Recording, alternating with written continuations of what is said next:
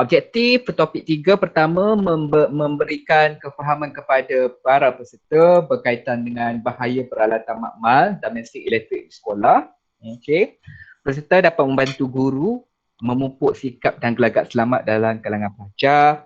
Peserta dapat mengenal pasti langkah-langkah keselamatan di dalam makmal dan juga bengkel. Peserta dapat mengamalkan amalan kebersihan di dalam makmal. Peserta dapat menjelaskan fungsi peralatan keselamatan di dalam makmal dan akhir sekali peserta dapat memahami aspek-aspek keselamatan berkaitan dengan elektrik di dalam makmal dan juga di kawasan sekolah. Alright. Peralatan. Apa itu peralatan? Ya. Peralatan ni merujuk kepada alatan yang kita guna untuk bekerja. Sebagai contohnya di bengkel kemahiran. Ya. Alatan tangan yang digunakan adalah seperti pahat, tukur dan sebagainya. Yang mana alatan tangan tersebut dia digunakan untuk menjalankan kerja-kerja kemahiran hidup. Kerja-kerja melibatkan perkayuan dan sebagainya. Okey. Apa itu mesin? Mesin pula dia merujuk kepada peralatan yang mempunyai kuasa untuk menggerakkan sesuatu elektrik, sesuatu alat. Menggunakan kuasa elektrik seperti gergaji elektrik. Gergaji elektrik ni biasanya digunakan di bengkel kemahiran hidup yang mana digunakan oleh guru untuk mengutuk kayu lah kepada para pelajar. Okey, kemalangan. Jadi kemalangan ni dia merujuk kepada keadaan ataupun kejadian bencana yang berlaku secara kita tak duga. Yang kita tak expected, yang kita tak expect berlaku. Kerana apa? Kerana ia terhasil daripada gelagat kita dan juga faktor persekitaran yang ada di tempat kerja kita semasa kita bekerja. Itu kemalangan. Apa itu keselamatan pula? Keselamatan ni merupakan bentuk perlindungan ataupun satu tindakan yang kita amalkan untuk mencegah dan mengelak sebarang kemalangan yang tidak diingini berlaku semasa kita bekerja. Sama ada di dalam makmal, di bengkel kemahiran dan di mana-mana sahaja kita bekerja. Ya. Okey, bengkel kemahiran ya. Ini sebagai maklumat tambahan lah untuk kita faham tentang aspek-aspek KKP di sekolah. Selain makmal juga ya. Dan saya rasa sekolah college vocational banyak ada bengkel-bengkel kemahiran. Aktiviti amali di bengkel juga mempunyai risiko bahaya yang tinggi. Okey. Bahaya yang wujud ini mungkin kepada bahaya kimia sekiranya ada menggunakan bahan kimia. Kedua, bahaya fizikal dan juga bahaya ekonomi. Okey. Bahaya kimia. Bahaya kimia ni disebabkan oleh wap, gas atau pepejar dalam bentuk habuk yang ada di persekitaran kerja, yang ada di dalam makmal, yang ada di dalam bengkel tersebut.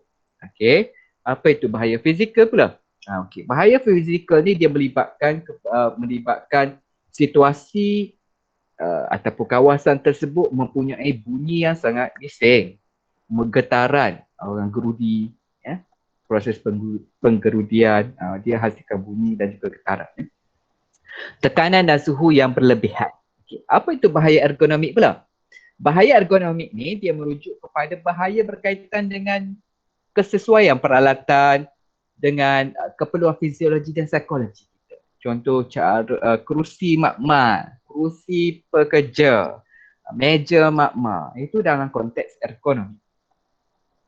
Peralatan dan mesin yang digunakan adalah berbeza. Berbeza dia mengikut keperluan dalam pengajaran dan pembelajaran. Pembelajaran subjek sains di makmal sains dia memerlukan infrastruktur makmal sains dan dia ada hazard di dalam makmal sains. Pembelajaran kemahiran hidup dia memerlukan keperluan dapur untuk memasak, bengkel pertanian, bengkel kemahiran hidup dan sebagainya.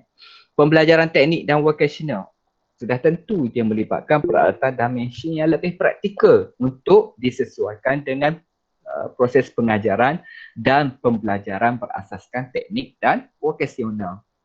Alright. Okey, tahap keselamatan alatan dan mesin. Okay.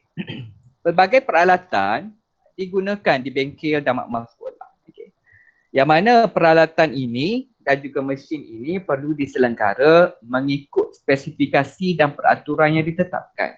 Setiap peralatan ataupun mesin dia mempunyai jadual penyelenggaraan yang berkala. Contohnya sesuatu mesin, kita ambil contoh katakanlah mikroskop elektrik. Dia ada 1 tahun satu servis kena buat. Okay. Setiap peralatan dan mesin mempunyai jangka hayat tertentu. Jadi untuk memanjangkan jangka hayat mereka, peralatan tersebut, maka perlu dibuat proses penyelenggaraan. Sebagai contohnya, kalau kita beli chemical storage cabinet yang pasang exhaust fan dan sebagainya, yang menggunakan elektrik, perlu diselenggarakan mengikut tahunan, menukar dia punya penapis wap chemical dan sebagainya. Keselamatan yang utama bagi peralatan dan mesin ialah memastikan ia ditempatkan pada kedudukan yang sesuai dan tersusun. Tapi keselamatan yang paling utama sekali, kalau kita ada peralatan, kalau kita ada mesin yang digunakan dalam makmal untuk menjalankan sesuatu amali, kalau kita ada chemical storage cabinet, kita perlu tempatkan pada kedudukan yang sesuai dan tersusun. Kita kena tempatkan pada kedudukan yang selamat supaya ianya tidak mendatangkan mudarat dan bahaya kepada pengguna makmal yang lain. Perlu ada ruang khas untuk menyimpan peralatan tersebut. Okey. Kalau kita ada peralatan yang boleh dicapai, diambil, peralatan yang kecil biasanya. Saya ambil contoh katakanlah sabun uji ataupun biurek dan sebagainya. Selepas pelajar menggunakan peralatan tersebut, pelajar perlu mengembalikan ke tempat yang asal. Sebab apa? Sebab untuk keselamatan pengguna makmal yang lain. Alright? Kalau letak atas meja dan terjatuh, pecah. Bila pecah, boleh menyebabkan luka dan sebagainya. Keperluan peralatan dan mesin perlu mengambil kira keperluan program pengajaran yang ditetapkan. Okay. Nak tak nak, setiap alat radas ataupun peralatan yang digunakan di makmal dan juga bengkel kemahiran hidup ini, dia perlu ada sebab ia merupakan satu keperluan dalam silibus. Jadi kita kena sediakan satu pengurusan keselamatan peralatan yang baik bagi mengelak berlakunya sebarang kemalangan ataupun kecederaan. Okey. Sebelum amali dijalankan, penyediaan peralatan yang berkeadaan baik dan teratur perlu dilakukan. Sebagai kaki tangan makmal, sebagai contohnya amali fizik. Saya ambil contoh amali fizik ya. Sebelum amali fizik dijalankan, katakanlah amali berkaitan dengan collision, pelanggaran, kereta kayu kata saya, kalau ada lagi lah sekarang. Masa zaman saya dulu ada kereta kayu lah untuk collision, untuk berlaku. Kita kena bagi alat ataupun yang terlibat dengan amali tersebut alat yang berfungsi dengan baik. Alat yang boleh digunakan. Kita kena sediakan alat. Sebab tu saya kata setiap kali waktu cuti sekolah ataupun waktu cuti dan sebagainya, pembantu makmal perlu mengemaskini inventory chemical ke ataupun peralatan. Kena tengok peralatan mana yang berfungsi dengan baik. Kalau peralatan tak berfungsi, kalau kita ada kemahiran untuk membaikinya, kita boleh baiki. Katakan proses pembaikan tersebut memerlukan vendor mereka, maka kita kena panggil vendor tersebut untuk baiki peralatan tersebut. Okey? Sekiranya kita menggunakan peralatan, para pelajar menggunakan peralatan yang rosak, katakan tercabut kereta tadi, tercabut tayar dan dia ada satu skru yang tajam, maka boleh menyebabkan kemalangan kepada para pelajar. Alright. Seterusnya, kemahiran mempunyai berkaitan dengan pengetahuan. Okay, kita tengok kepada tahap kemahiran pelajar pula terhadap keselamatan. Sebab apa? Sebab kita kena tahu pelajar untuk mengelakkan kemalangan dan kecederaan dalam kalangan pelajar yang menggunakan kemudahan di sekolah, kemudahan makmal ataupun bengkel di sekolah. Kemahiran ni dia mempunyai berkaitan dengan pengetahuan, sikap dan kesediaan pelajar mengamalkan budaya kerja yang selamat. Pelajar yang kurang berkemahiran mempunyai risiko terlibat dengan kemalangan. Kemahiran mengendalikan alat tangan dan mesin penting dalam menjalankan sesuatu uji kaji.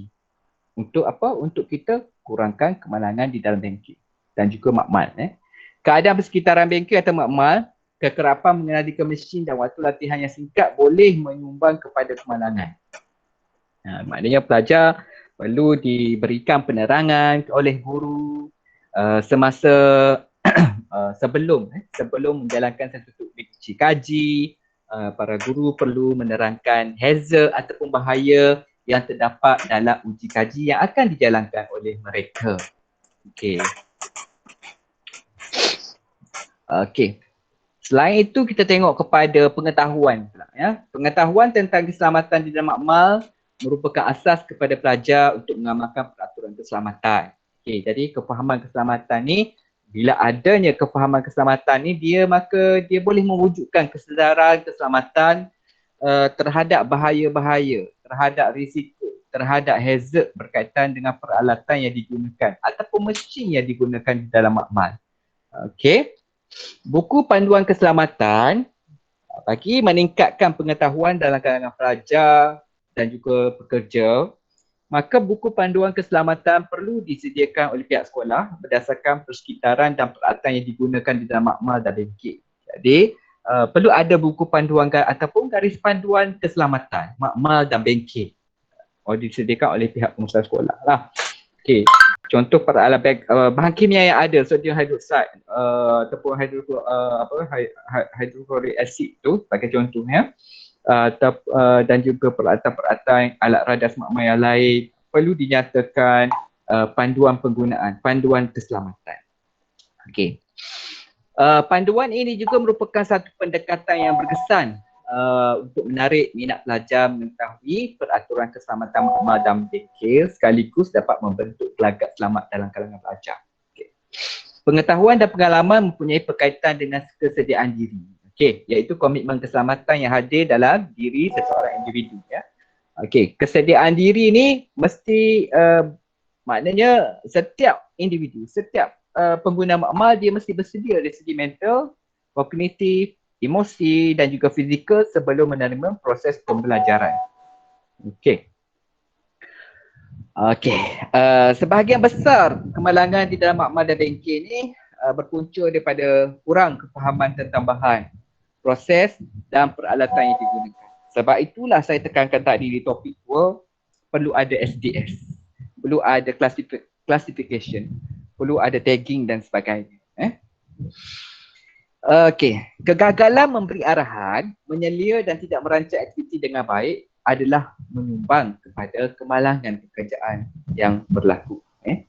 Kegagalan menggunakan PPE, tidak mematuhi peraturan arahan, dia turut menyumbang kepada kemalangan. Pelajar perlu mendisiplinkan diri dan mematuhi etika berpakaian di dalam makmal. Pelajar kena pakai kasut tertutup. Dan sekiranya ada lab coat disediakan ataupun setiap pelajar ada lab coat, maka lab coat tu kena pakai lah. Saya tak pastilah di sekolah ada tak untuk menggunakan lab coat. Dan saya rasa perlulah ditekankan menggunakan lab coat oleh setiap pelajar. Ya. Siapa beli lab coat mungkin boleh guna. Contoh tingkatan 1 beli, mungkin boleh pakai sampai tingkatan 3 contohlah. Tingkatan 4, tingkatan 5, kalau tak bertambah ketinggian. Sebab remaja ni, waktu remaja ni mereka sedang menambah proses pertumbuhan, ketinggian dan sebagainya. Kemalangan adalah tidak diduga, tidak boleh membiarkan pelajar menjalankan uji kaji secara sendirian. Sikat memainkan peranan penting dalam membentuk gelagat selamat. Pelajar yang mempunyai sikap yang baik sentiasa mematuhi peraturan keselamatan makmal dan bengkel. Kalau pelajar yang sering mengabaikan keselamatan, mereka cenderung mengalami kemalangan. Sebagai contohnya bermain dan bergurau di dalam makmal, mereka akan cenderung membuat kesilapan dan berupaya mencederakan diri mereka. Makmal sains. Kita tengok infrastruktur makmal sains. Kalau kita tengok di luar negara, para pelajar sekolah mereka memang memakai lab coat. Ini ada satu keperluan kepada keselamatan dan kesihatan pekerjaan. Dan dia juga merupakan sebahagian daripada program sekolah selamat. Jadi perlulah ditekankan pemakaian lab coat dalam kalangan pelajar sekolah menengah dan juga college vocational dan sebagainya. Kurikulum baru sekolah menengah menggariskan amali sains bertujuan memupuk kemahiran manipulatif dan saintifik. Apa itu kemahiran manipulatif? Kemahiran manipulatif ni merupakan kemahiran psikomotor dalam penyiasatan sains discovery inquiry yang membolehkan pelajar mengendali dan menyimpan peralatan serta bahan sains dengan betul dan selamat. Dan membersihkan peralatan sains dengan betul juga merupakan salah satu kemahiran manipulatif yang perlu dikuasai oleh para pelajar. Setiap sekolah memiliki makmal sains, maka dia memberikan peluang kepada para pelajar untuk meneroka fenomena saintifik melalui uji kaji yang dijalankan. Dia memberikan pelajar. Tapi bila proses ini berlaku, maka proses penyeliaan perlu ditingkatkan untuk mengelak bahaya ataupun kemalangan yang berlaku di dalam makmal. Sekiranya proses pengujian uji kaji tersebut memerlukan pemakaian sarung tangan nitrile, perlu diberikan kepada para pelajar bagi mengelak berlakunya kemalangan ataupun kecederaan melibatkan penggunaan bahan kimia yang kita tidak jangka. Kerana apa? Kerana kemalangan di dalam makmal ni kadang dia disebabkan oleh kesilapan kecil, sikap dan juga penyelenggaraan peralatan yang tidak berkala. Macam yang saya sebut tadi, contoh kereta kayu tadi untuk di makmal fizik, untuk menjalankan uji kaji berkaitan dengan berkaitan dengan pelanggaran, konsep pelanggaran. Kalau kereta tu kita tak cek berfungsi ataupun tidak, dia boleh mendatangkan kecederaan kepada para pelajar. Mungkin pelajar terluka, terkena skru tajam dan sebagainya. Okey. Begitu juga peralatan-peralatan, kalau kita tak kawal selia, kita tak menjalankan penyelenggaraan berkala, maka mungkin berlaku masalah melibatkan keselamatan elektrik dan sebagainya sekiranya peralatan tersebut menggunakan elektrik. Okey. Seterusnya, bahaya peralatan di dalam makmal. Penggunaan peralatan kaca di dalam makmal, sebagai contohnya tabung uji, beaker, measuring cylinder, dia boleh mendatangkan kecederaan kepada para pelajar. Jadi, bahan-bahan kaca yang seperti kelalang, kelalangkong perlu disimpan mengikut saiz dan jenis. Ini dalam gambar ni ada satu contoh. Ini cara penyimpanan kelalangkong. Measuring cylinder. Diuret disimpan berdiri atau di dalam laci panjang yang dialas dengan kapas. Bahan-bahan kaca kecil seperti slide mikroskop, tirai petri, tube spesimen disimpan dalam rak atau di dalam laci dan perlu dilabel. Ini contoh yang kecil untuk peralatan-peralatan ataupun bahan-bahan kecil boleh disimpan di dalam drawer dan kita label. Ini untuk diuret, dia disimpan secara menegak dalam rak dia, ataupun kalau tak ada rak, ada drawer, boleh simpan dalam drawer. Ini untuk alat-alat kaca yang lain, sama ada disimpan secara ada tempat simpanan khusus ataupun secara dalam almari. Di almari kayu pun tak ada masalah. Janji ada label sebab dia bukan bahan kimia. Bahan kimia tak boleh simpan dalam almari kayu. Bahan kimia dia boleh menyebabkan repuk. Bila kalau kita letak dalam almari kayu, bahan kimia tersebut dia mengeluarkan wap chemical. Bila wap chemical itu, dia akan bertindak balas dengan kayu, menyebabkan kayu tersebut repuk. Bila kayu tersebut repuk, maka dia boleh menyebabkan runtuhlah. Bila runtuh, of course chemical yang kita simpan tu dia akan jatuh ke bawah dan pecah. Berlakulah tumpahan bahan kimia di dalam makmal. Alright. Bekerja dengan selamat di dalam makmal fizik. Kalau sebelum ni kita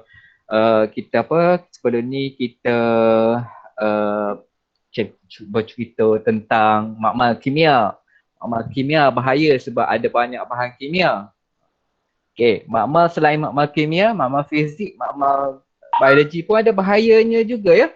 Jangan kata makmal kimia saja. And of course lah, makmal kimia ni lagi bab tinggi lah dia punya tahap bahayanya sebab dia memang ada bahan-bahan kimia yang banyak di dalam makmal tersebut. Dan dia bila ada bahan-bahan kimia di dalam makmal tersebut, maka of course dia ada wap kimia yang keluar dari. Maknanya bahaya yang ada dalam makmal fizik ni lebih kepada bahaya fizikal. Okay, bahaya fizikal ni merupakan bahaya utama di dalam makmal fizik. Okay, dia berpunca daripada mesin ataupun peralatan yang digunakan. Okay. Sesuatu mesin dan peralatan tu dianggap bahaya sekiranya ia direka dengan tidak selamat, sempurna dan tidak diselenggara dengan baik. Okay. Untuk lab fizik ni, keselamatan di makmal fizik ni, okay, saya harap proses menyelenggara peralatan tu kena sentiasa dijalankan lah. Sebab bahaya di dalam makmal fizik adalah bahaya fizikal. Bahaya fizikal ni dia melibatkan bahaya kelengkapan, peralatan ataupun mesin yang digunakan di dalam makmal fizik tu. Okey. Sebagai contohnya galvanometer, ammeter, voltmeter, termometer. Termometer tadi kalau sekiranya termometer itu pecah dan jatuh, maka kita kena letakkan di dalam botol kaca dan kita tag dengan SW109 sebab dia ada elemen mercury. Kita tagging dengan kod pelupusan SW109. Kita tak boleh tanam di dalam tanah. Ya. Kita kena lupuskan oleh kontraktor pelupusan yang dilantik. Menggunakan kita tagging dia sebagai SW109 untuk termometer.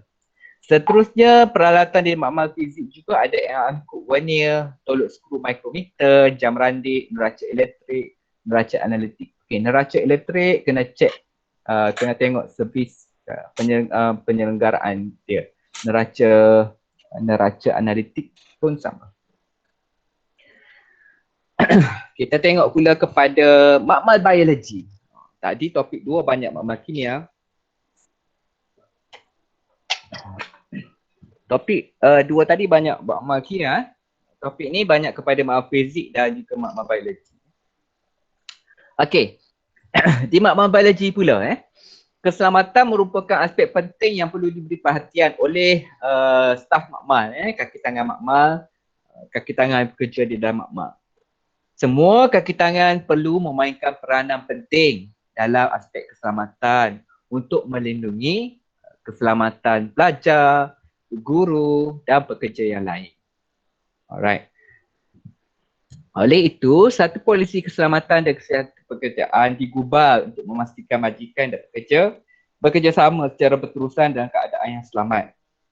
Yang kita tekankan dalam topik 1 tadi, adanya hubungan kerjasama antara pengurusan, wakil majikan, wakil pekerja ke arah memantapkan keselamatan dan kesihatan pekerjaan di sekolah. Okey. Ini contoh makmal biologi di sekolah. Kita tengok contoh makmal biologi. Okey, dalam makmal biologi ni, okey, yang kita sebut tadi dia ada motor keselamatan ataupun berkaitan dengan penyataan keselamatan, utamakan keselamatan dia boleh letakkan di atas dinding, silik dia, pada bahagian di belakang dinding yang atas. Dia ada, okey, kita tengok dia punya simpanan rak. Rak ni dia letaklah dia panggil ni untuk ini berkaitan dengan proses pembiakan. Contoh dalam human body ada mata, jantung sebagai alat yang membantu proses pengajaran pembelajaran. Rangka manusia, dia buat tagging. Okay. Dan dia ada alat pemadam kebakaran. Alat pemadam kebakaran ni kena gantung dekat dinding. Okay. Kita tengok ini makmal biologi, dia ada sinki. Okay. Okay. Keselamatan biologi. Apa itu keselamatan biologi? Keselamatan biologi dia merujuk kepada tindakan pencegahan, kawalan dan pembendungan yang perlu dilakukan terhadap bahan biologi bagi menghalang pencemaran dari bahan terinfeksi untuk mengelak infection daripada bahan-bahan berpatogenik. Tahap keselamatan biologi pula dia merujuk kepada pembendungan ataupun pencegahan bahan biologi untuk menghasilkan ejen biologi yang berbahaya. Okay. Pengkelasan ini terdiri daripada tahap keselamatan biologi 1 hingga tahap 4. Okay. Penyelidikan bahan biologi merangkumi pelbagai jenis organisma dan juga mikroorganisma. Pengguna perlu memahami terlebih dahulu tahap keselamatan biologi yang digunakan semasa menjalankan uji kaji untuk mengelak daripada berlakunya hazard kepada kesihatan pengguna, pelajar dan guru dan sebagainya.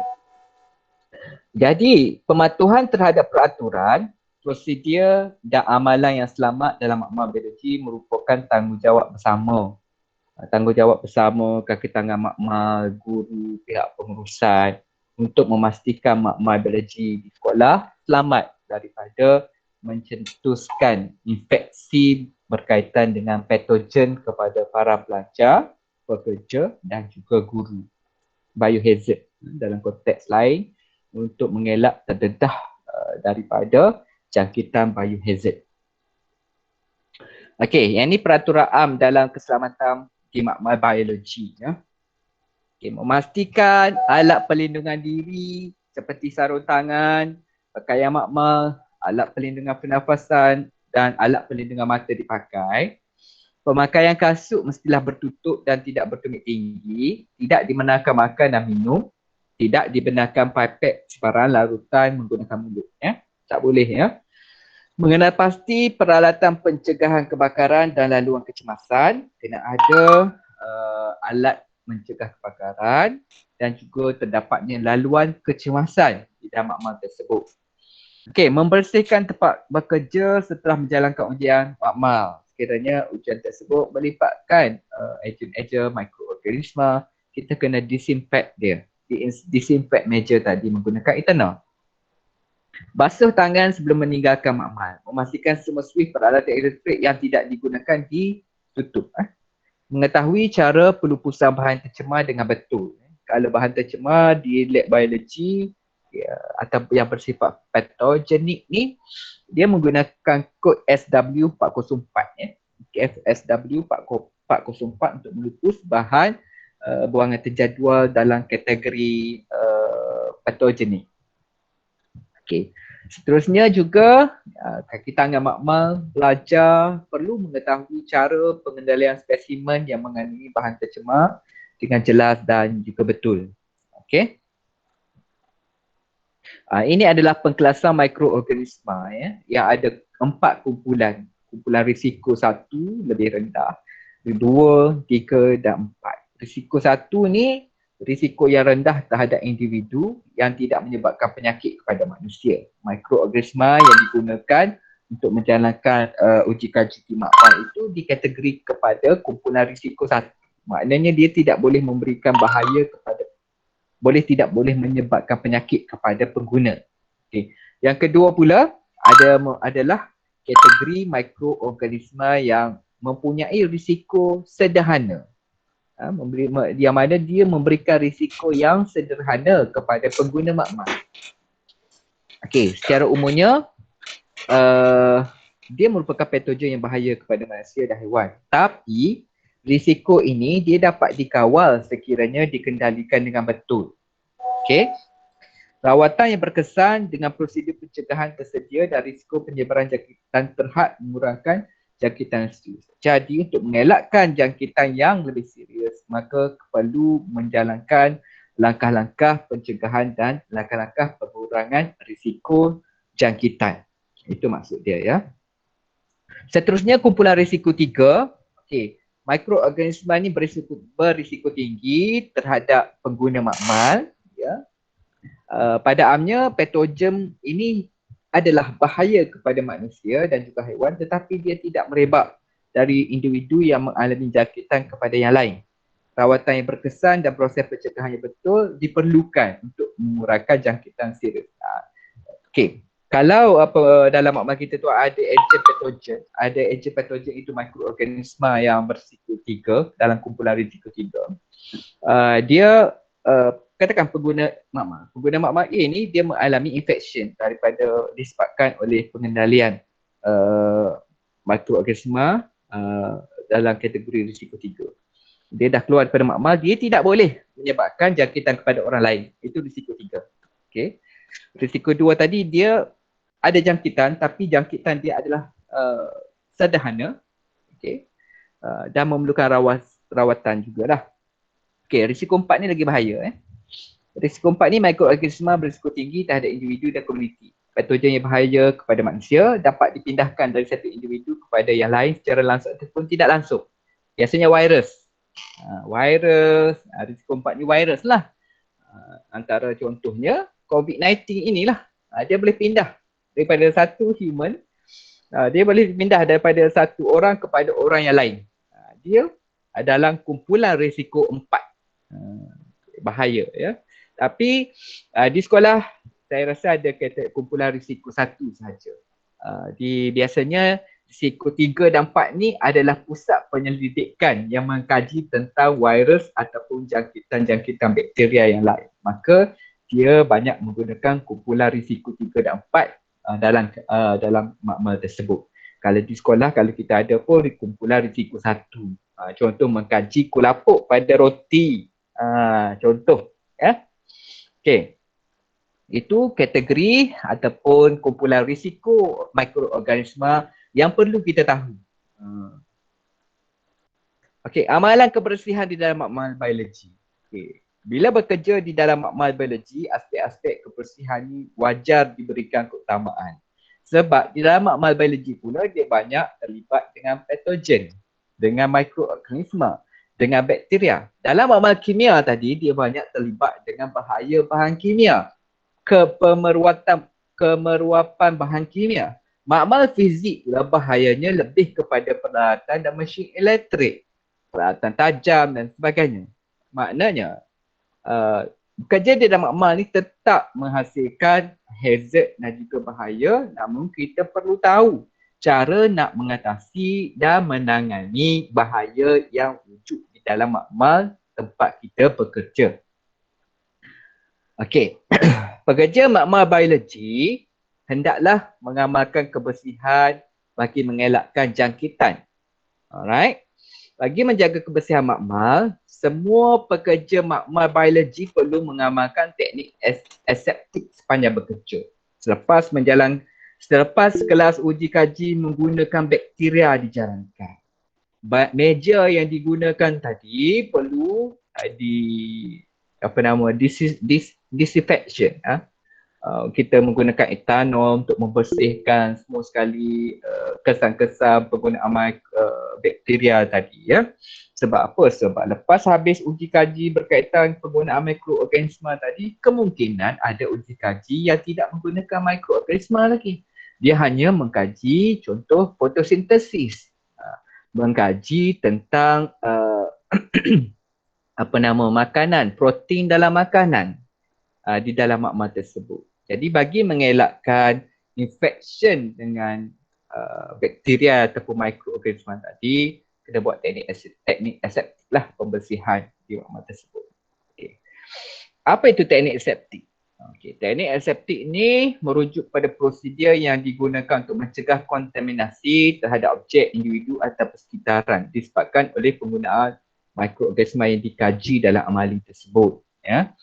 Caranya kita bersihkan 70% menggunakan larutan 70% alkohol dan 10% sodium hydrochloride. Ya. Sebelum dan selepas menjalankan kerja-kerja teknikal makmal. Ini sama juga dengan kita guna sekarang kan.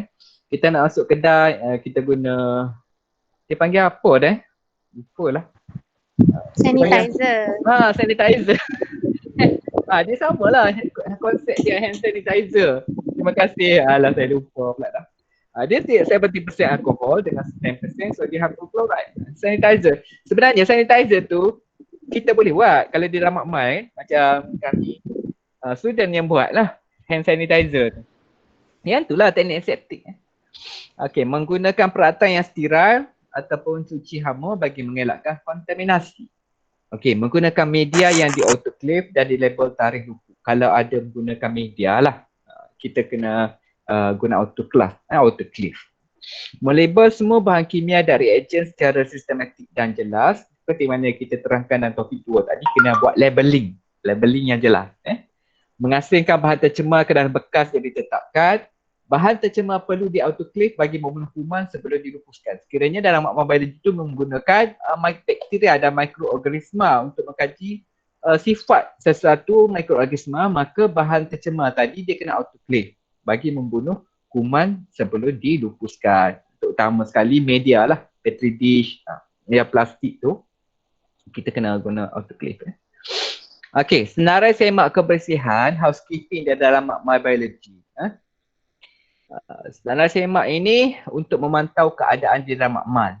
Okey, antara perkara yang terdapat dalam senarai semak tersebut, kita kena cek rak disusun dengan kemas atau tidak. Yang ni senarai semak ni dia terpakai bukan sahaja di makmal biologi, terpakai di semua makmal dan juga bilik persediaan kita. Rak tu perlu disusun dengan kemas. Jangan bersepah ya rak. Kena bersih kawasan penyediaan bilik persediaan kita. Jangan ada ketah yang bersepah-sepah. Ketah tu kena disusun di dalam drawer lah. Kalau ketah tu boleh dipakai. Kalau ketah tu dah tak boleh pakai, buang dalam sampah biasa lah. Okay. Adakah peralatan disimpan dalam tempat yang sesuai? Maksudnya, okay, bikar 50 ml disimpan dalam tempat 50 ml. Jangan pula kita simpan di tempat bikar 100 ml. Itu tak boleh. Kita kena cek. Lepas habis amali sebelum kita balik, kita cek semua sekali. Okey, bikar kat sini, pipet di sini. Kita kemaskan. Itu saya kata waktu-waktu cuti sekolah ni perlu ada buat tagging, labeling, inventory, buat SDS, kena buat SDS. Buat kekemasan dan juga kebersihan makmal biologi, makmal kimia, makmal fizik, bilik persediaan kita.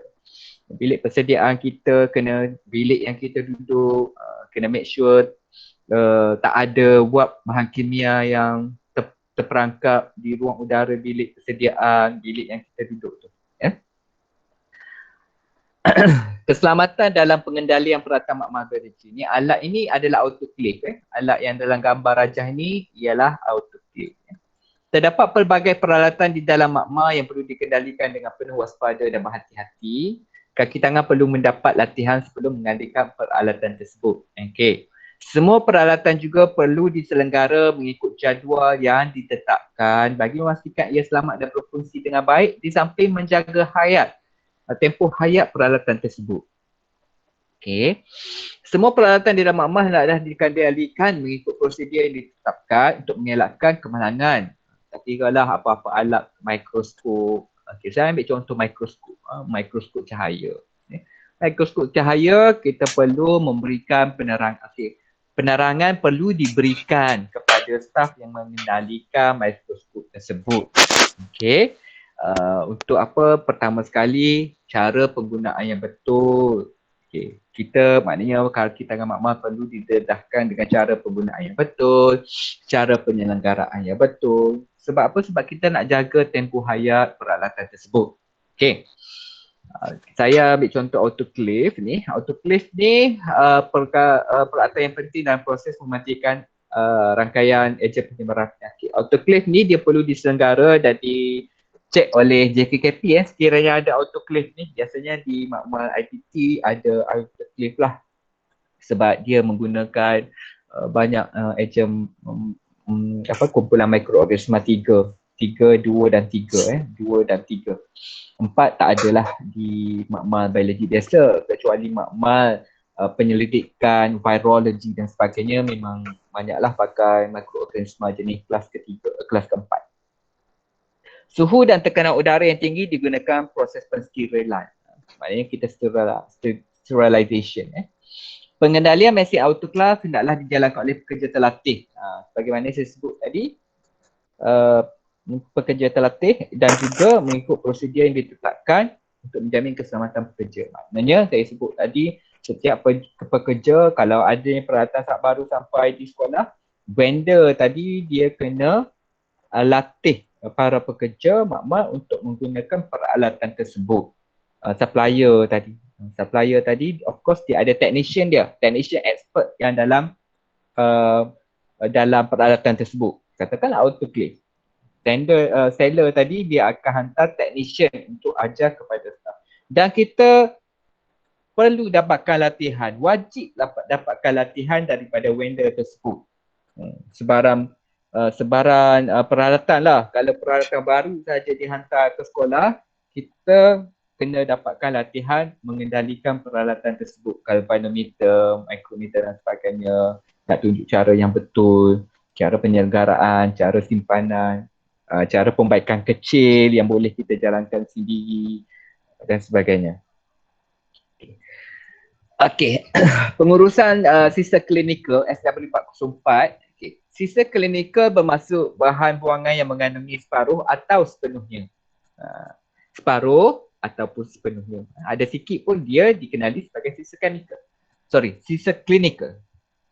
Tisu darah, cecair badan manusia dan haiwan, dadah atau produk pharmaceutical, swab dan dressing, swabs and dressing, jarum, syring atau bahan tajam yang lain, sebarang buangan daripada prosedur perubatan, pergigian, veterina, pharmaceutical, transfusi darah yang boleh menyebabkan jangkitan kepada manusia dan juga haiwan.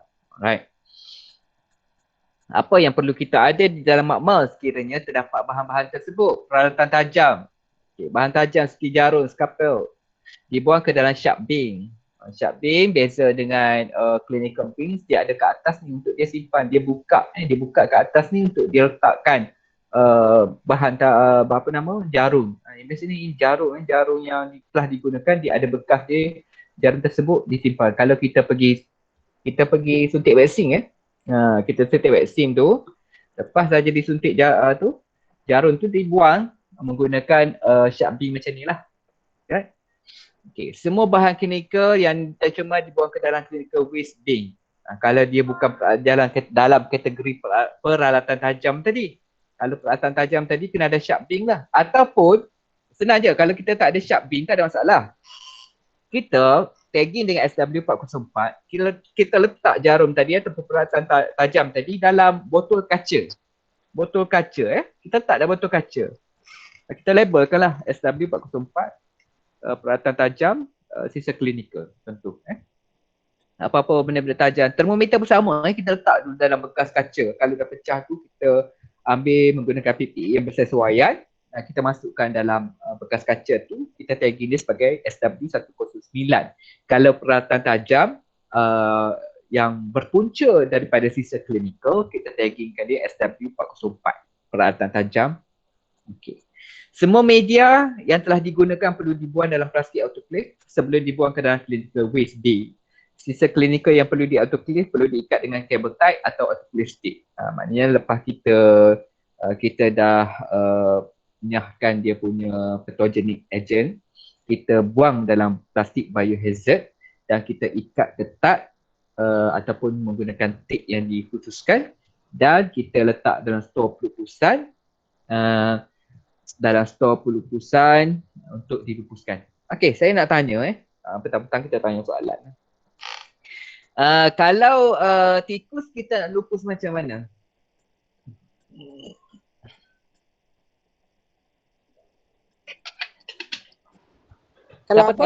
Kalau tikus, selepas kita buat tikus ke katak ke, macam mana kita nak lupus tu? Bagi dia jawab dulu. Saya sudah jawab. Tanam. Okey, lagi? Yang lain? Bulan plastik hitam buat tong sampah. Tak kena tu. Lagi?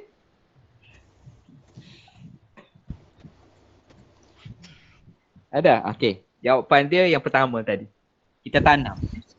Kita cari kawasan yang lapang, kita tanam kita kambuskan. Dia jawab bagi kucing makan tu, Cik Harul.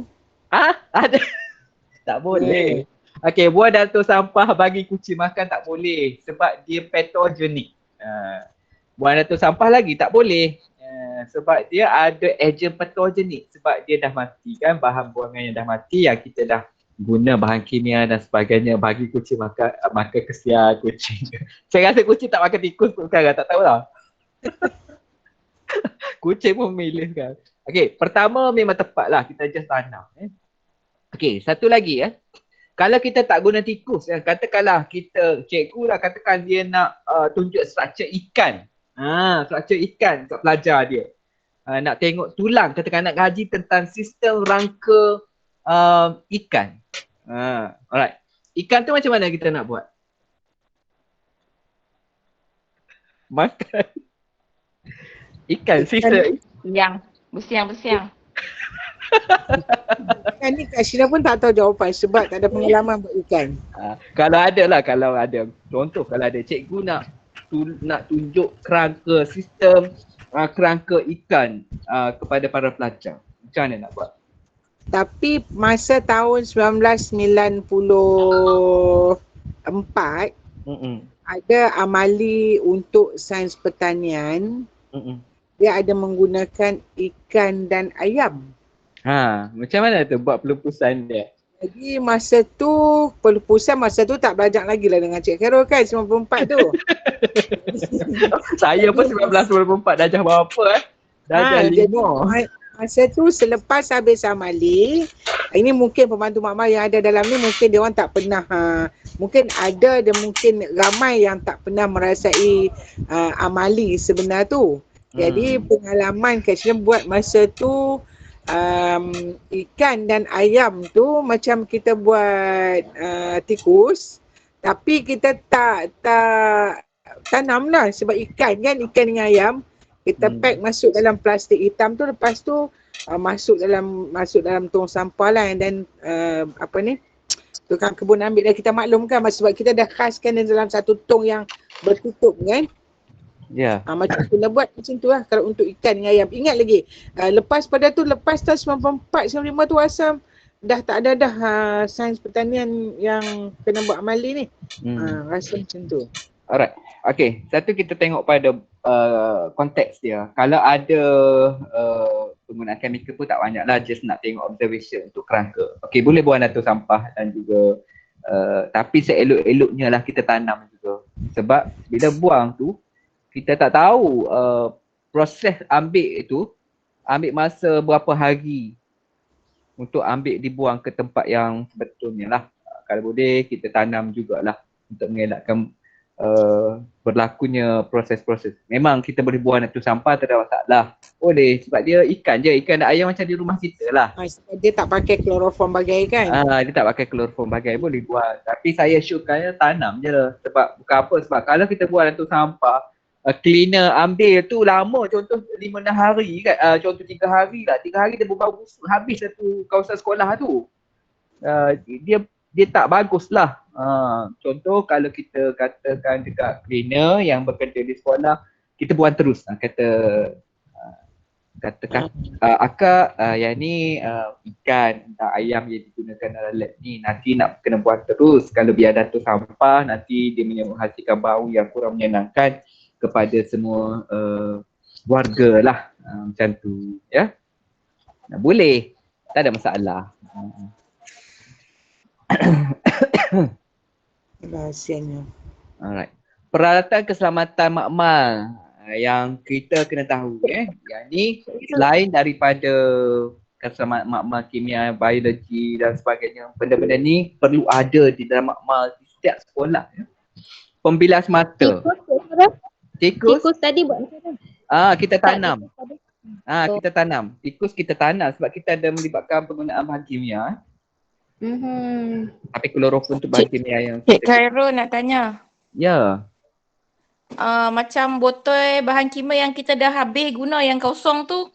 Kalau kita simpan banyak-banyak dalam store tu, dah penuh, dah kenyang tong sampah, nak buang kat mana? Okey, yang tu kita boleh jana duit.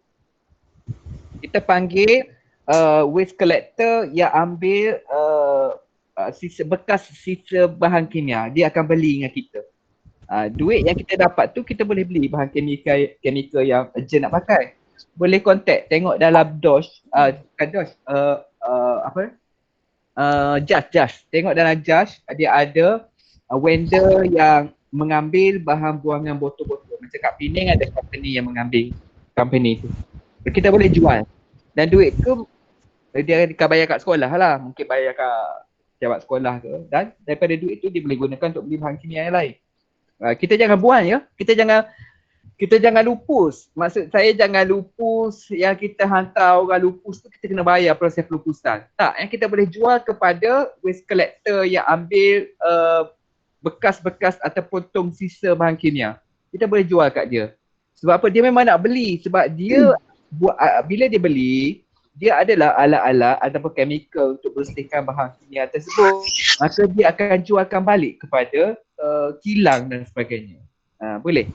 Selain daripada Kak Syida hari ni baru tahu boleh jual boleh jual, tapi itulah duit bayar tu kena maklumkan ke sekolah lah. Kita tak boleh.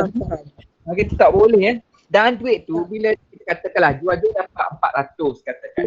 400 tu mak-mak boleh guna tau, kena minta dengan sekolah. Kata duit hasil pada jualan botol ni kita nak guna nak guna beli glove, nak guna beli face mask untuk kegunaan mak-mak. Dia akan jadi macam duit ni lah, duit peti cash. Ada duit peti cash kan? Ya. Dia akan jadi macam peti cash mak-mak lah. Macam tu. Boleh jual ya. Nanti cari dia ada dalam kod tu supplier yang mengambil, saya tengok dalam nota saya, supplier yang mengambil bekas buangan terjadual, bekas buangan sisa bahan kimia mana dah ni kod dia SW. Okey juga sebab kalau kita nak perlupusan pun mahal tu. Ya, sebab kalau kita lupus, kita pula kena bagi duit. Bukan kita, maknanya organisasi kita kena keluarkan duit. Tetapi kalau kita jual, kita dapat duit. Baik kita jual sebab botol kosong saja timbang-timbang dah berapa ratus gram. Berapa kilogram dah. Jadi kita jual lah melalui sekolah. Duit tu dibayar kepada sekolah lah. And then kita kena maklum kepada sekolah, duit hasil jualan botol tadi kita nak guna beli glove, nak beli face mask untuk kegunaan mak-mak.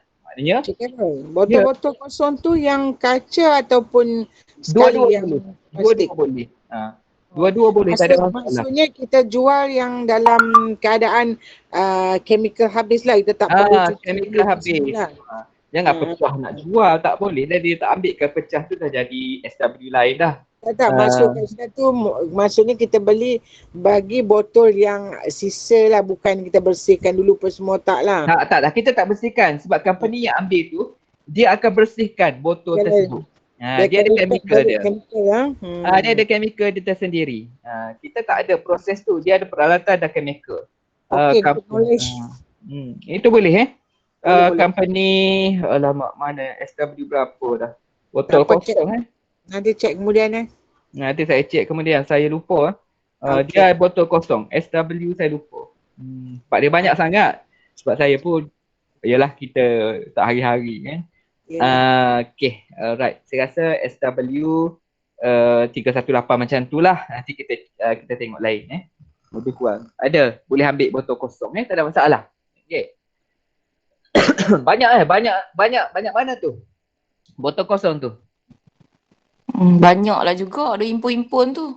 Boleh jual panggil, cari supplier yang mengambil bekas tu. Dia ada supplier yang mengambil tu, tapi kita kena tahu kod tu, kod SW tu. Okey Kak Syidah nanti. Kak Syidah.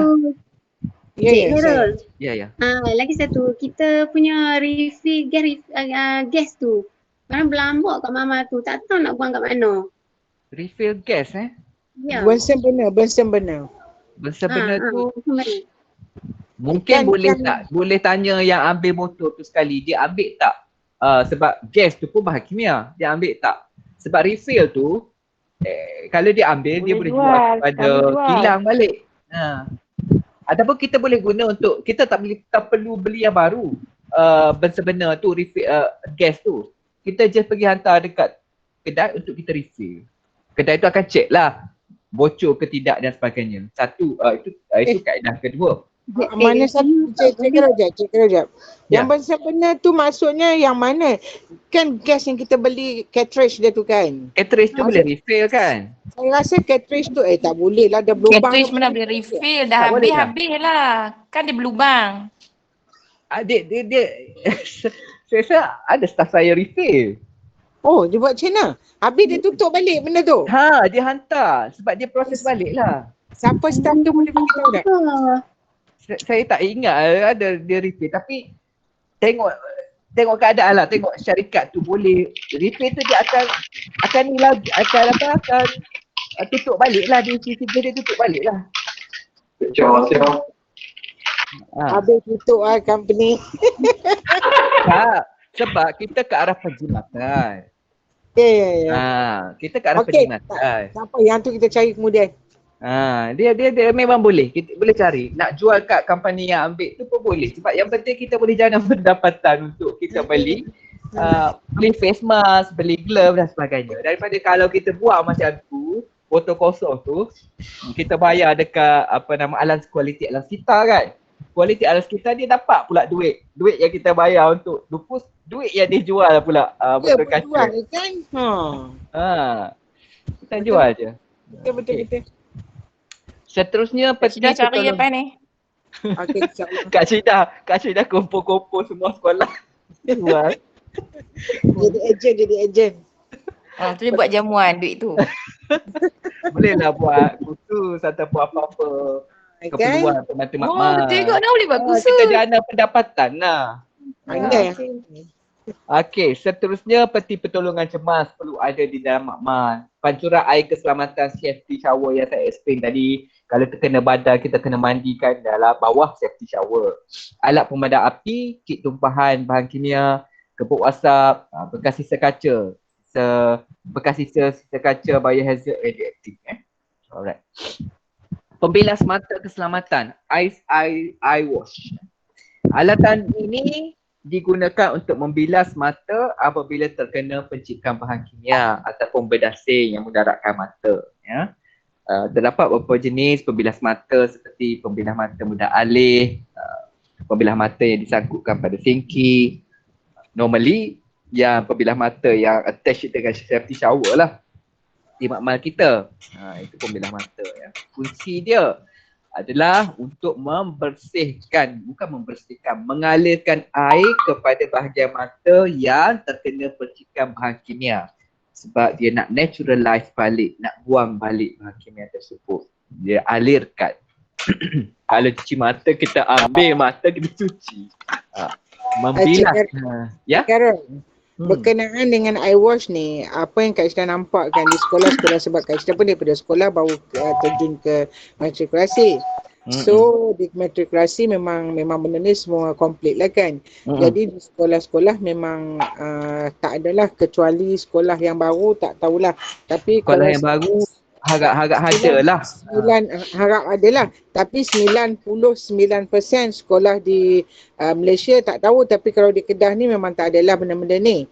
Jadi untuk makluman, saya minta orang JPN pun alert benda ni, sebab benda ni Kak Syida akan bawa dalam MBJ supaya pihak sekolah, pihak JPN ataupun sekolah adakan satu peruntukan untuk sediakan benda ni, sebab benda ni sangat penting. Pengalaman Kak Syida apa yang berlaku di matrikulasi memang benda sangat penting lah bila bahan kimia terpercik ke mata atau dan sebagainya kan. Jadi sebab di kolej matrikulasi pun asalnya tak ada benda ni, tapi diadakan, dibuat kemudian. Maksudnya tak ada alasan lah kalau kata pihak sekolah tak boleh buat atau sebagainya, melainkan kalau tak ada peruntukan. Jadi saya nak mohonlah kepada pihak JPN yang ada dalam kursus hari ni, benda ni saya akan masukkan ke dalam MBJ dan saya mohon untuk macam sokong saya lah besok bila saya cakap di MBJ besok. Boleh? Itu je saya nak minta. Sebab kalau kata kita sekolah kita tak buka benda ni ke pihak JPN, mungkin sekolah-sekolah sampai bila-bila pun takkan ada benda ni. Terima kasih. Okay, alright. Okay, so satu lagi Kak Syida, yang baju makmal tu sekarang pelajar memang ada kan? Ya, sepatutnya ada. Sebab kena bawa. Kena bawakan juga. Kami pun tak nak. Kena bawakan juga, sebab kalau kita tengok sekolah di luar negara UK, memang pelajar jadi dalam gambar tu dia memang pakai lab coat. Kak Syida dah note ni. Okey. Macam di kolej matrikulasi, lab coat kalau student tak pakai dia orang kena denda, tak boleh masuk lab. Ya, memang begitulah sebenarnya peraturan sebenarnya. Pelajar maknanya mungkin sekolah boleh buat melalui koperasi sekolah lah. Baju makmal tu dijual. Dijual kepada pelajar. Baju makmal pun lab coat tu pun boleh pakai. Contoh daripada tingkatan 1 mungkin sampai tingkatan. Dia macam baju sekolah lah sebenarnya. Baju sekolah tu boleh pakai lab coat sebab saya rasa hari-hari ada makmal coat kan. Di sekolah kan. Dia boleh pakai pun lab coat tu. Hujung minggu balik basuh. Hujung minggu basuh. dia boleh bawa ke sekolah. Dia pakai. Dia masuk dalam sebahagian yuran ataupun sebagainya. Mungkin kalau boleh masuk dalam sebahagian inisiatif lah. Inisiatif kita sebagai InsyaAllah Kak Syah kaki baik tangan makmal ni, kita nak ke arah program sekolah selamat. Ke arah program sekolah selamat, kita tengok kepada konteks makmal, pemakaian PPE tadi. PPE, lab terskop tadi, sebahagian daripada PPE ke arah mencapai matlamat sekolah selamat, makmal selamat. Itu kena Kak Syidah kena masukkan dalam meeting lah. Alright. Seterusnya, peti pertolongan cemas ni pula. Kita tengok peti pertolongan cemas. Okey. Dalam peti pertolongan cemas ni, tuan-tuan balik tengok kat lab ada tak ada. Kalau ada tuan-tuan dan puan-puan tengok, ada ubat makan tak dalam tu? Ada ke tak ada? Panadol ada tak letak dalam tu? Tak boleh. Jangan letak ya. Sejak dia tak boleh ada sebarang ubat makan dalam peti pertolongan cemas di dalam makmal yang kita letak. Apa yang perlu ada hanyalah ubatan luaran sahaja. Okey. Dan peti pertolongan cemas ni dia perlu diletak di tempat yang boleh dicapai. Senang, jangan pula tempat yang tinggi. Katakan tinggi kita 180 cm, kita letak yang ngam-ngam dekat kita nak ambil. Orang lain macam mana nak ambil kalau berlaku kecemasan? Macam tu. Kita letak tempat yang senang dicapai oleh semua orang. Okey, yang ni safety shower tadi. Yang sekiranya berlaku tumpahan bahan kimia pada badan. Safety shower dia attach dengan eye wash. Alat pemadam api, saya kira semua ni ada di dalam makmal ataupun bangunan sekolah. Tak ada masalah. Sebab setahun sekali memang kontraktor tu akan datang tukar. Dan ni dia ada pelbagai jenis pemadam api. Alat ini mempunyai pelbagai jenis. Antaranya jenis foam, sebut ABC, karbon dioksida, air dan jenis tekanan. Okey, ni ada contoh kalau jenis busa tadi, sumber api, kayu, kertas, tekstil atau cuci air. ABC, semua jenis kecuali peralatan elektrik. Okey. Cik Carol. Ya. Kak Syida nak sharing sikit sebab untuk pemadam api ni atau fire extinguisher. Kalau boleh lah untuk semua mantu makmal, you all tolong listkan apa yang ada di dalam makmal dan jenis dia. Contohnya macam kata makmal fizik. Makmal fizik ada apa kan? Lepas tu listkan dia dan lockkan dia punya penyelenggaraan. Maksudnya bila masa dia di expire dan bila masa dia ditukar ganti supaya kita tak terlepas pandang sekiranya pihak pengurusan terlepas pandang untuk refill fire extinguisher ni. Jadi kalau kita record macam lock penyelenggaraan kan. Jadi kalau kata benda tu dah sampai masa expired, kita sendiri boleh maklumkan dekat pengurusan sebab benda ni sangat penting untuk ada di dalam makmal yang sentiasa diganti. Ya, memang dia kena selenggara. Satu lagi misalnya sekolah kan tiba-tiba JKKP masuk kan. Memang kenalah kalau dia check alat pemadam ni. Bomba pun kalau dia buat spot check lah. Itu penting macam Kak Syidah maklum tadi. Kita tengok apa yang dipakai, diguna dalam lab. Sama ada dia suitable dengan foam ataupun dia suitable dengan ABC dan sebagainya. Alright. Seterusnya kawalan tumpahan ataupun kit kawalan tumpahan ataupun spillage kit. Alat ini merupakan satu set lengkap pengawalan tumpahan bahan kimia di ruang kerja makmal. Digunakan serta-merta jika berlaku tumpahan. Okey, kalau berlaku tumpahan, kita kalau ada kit tumpahan ni, kita boleh gunakan kit tumpahan. Dan kit tumpahan ni setelah digunakan, kita kena lupus mengikut chemical yang tertumpah tadilah. Kita kena letak dalam bekas yang tertentu untuk dibuangkan, untuk dilupuskan lah sebab dia ada chemical ya. Alright. Kebuk WhatsApp. Okey, kebuk WhatsApp ni kalau di matrikulasi ada kan? Ada. Ada apa? Kebuk WhatsApp. Ada di sekolah pun ada. Okey, kebuk WhatsApp ni memang kenalah dia satu kawalan kejuruteraan sebenarnya ya. Untuk dia, sebab apa kalau kita menggunakan asid, kita nak dilute solution lah untuk persediaan amali pelajar kan. pembantu makmal kena buat dilution proses. Jadi kalau kita nak buat menggunakan bahan kimia yang bertoksik tinggi dan mudah meruap, kita harus menggunakan kebuk wasap. Dan kebuk wasap ni dia perlu disegara oleh technician hygiene yang bertauliah setiap tahun sebenarnya. Dia kena selenggara Kak Syidah kena mohon jugalah ikut penyelenggaraan untuk kebuk wasap ni. Apa ni Cik Carol, kebuk wasap ni kan untuk makluman pembantu makmal dan juga Cik Carol dan juga pihak GPN yang mungkin pernah bersama dengan Kak Syidah dalam MBJ. Dia tahu memang Kak Syidah dah mohon untuk penyelenggaraan. Tapi apa yang dapat, ada yang dah dapat. Masalah sekarang ni peruntukan sebab banyak sekolah yang kita buat penyelenggaraan keseluruhan. Tapi hari ni saya nak cadangkan kepada pembantu makmal yang ada di dalam kursus ni, okay, you all semasa buat bajet tu, buat bajet untuk sains di sekolah, minta guru kanan masukkan sekali bajet untuk penyelenggaraan hygiene, bukan penyelenggaraan keseluruhan. Itu dah memadai. Sebab apabila ada penyelenggaraan hygiene, technician hygiene akan datang dan cek kebuk wasap. Dia akan cek sama ada kebuk wasap kita tu berfunction ataupun tidak, dan dia punya, lupa yang dia panggil apa, yang dia akan recommend lah sama ada kena baiki dan sebagainya. No, dia akan baiki benda tu. Contoh macam sedutan. Kita tak tahu kan sedutan. Kita memang tak tahu. Sedutan tu hanya technician hygiene saja yang tahu.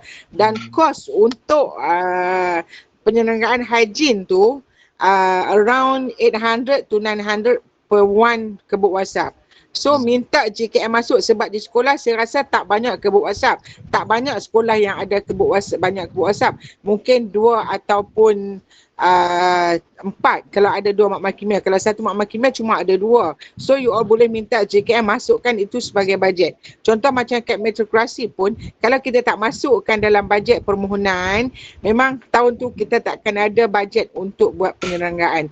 So itu bahan utama sebab kebuk wasap ni mesti kena setiap tahun. Tak kisahlah benda tu okey tak okey, dia tetap kena buat dia punya hygiene tu. Okey, dia hygiene.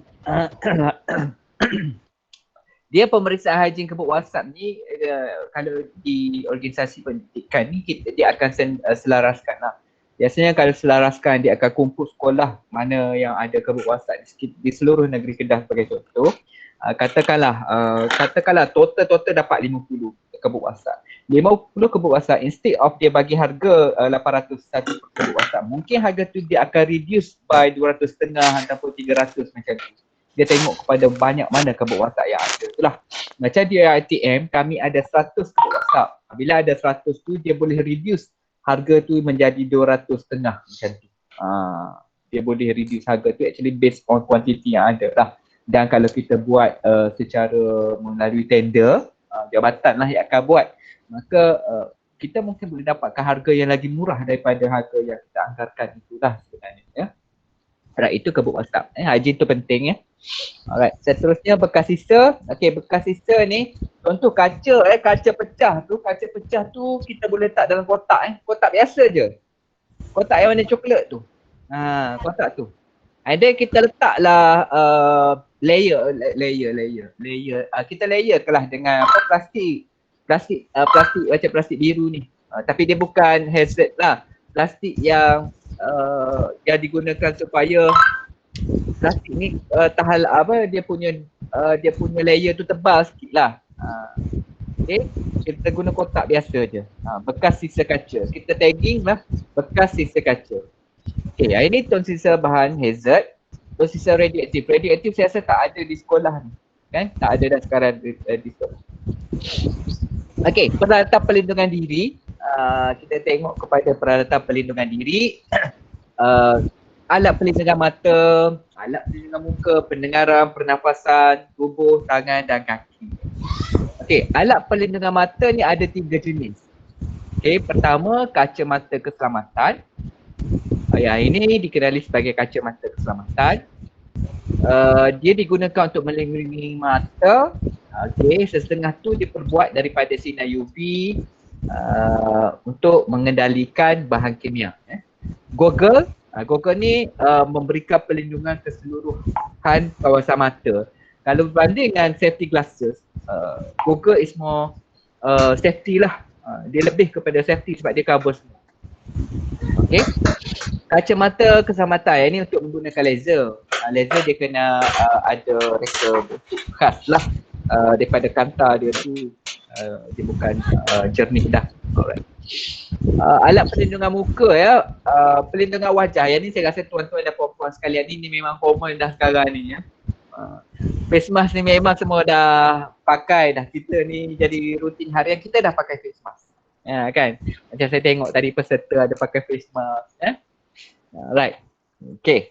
Kita tengok ada 3 perbezaan. Pertama perlindungan wajah. Dia kata face shield.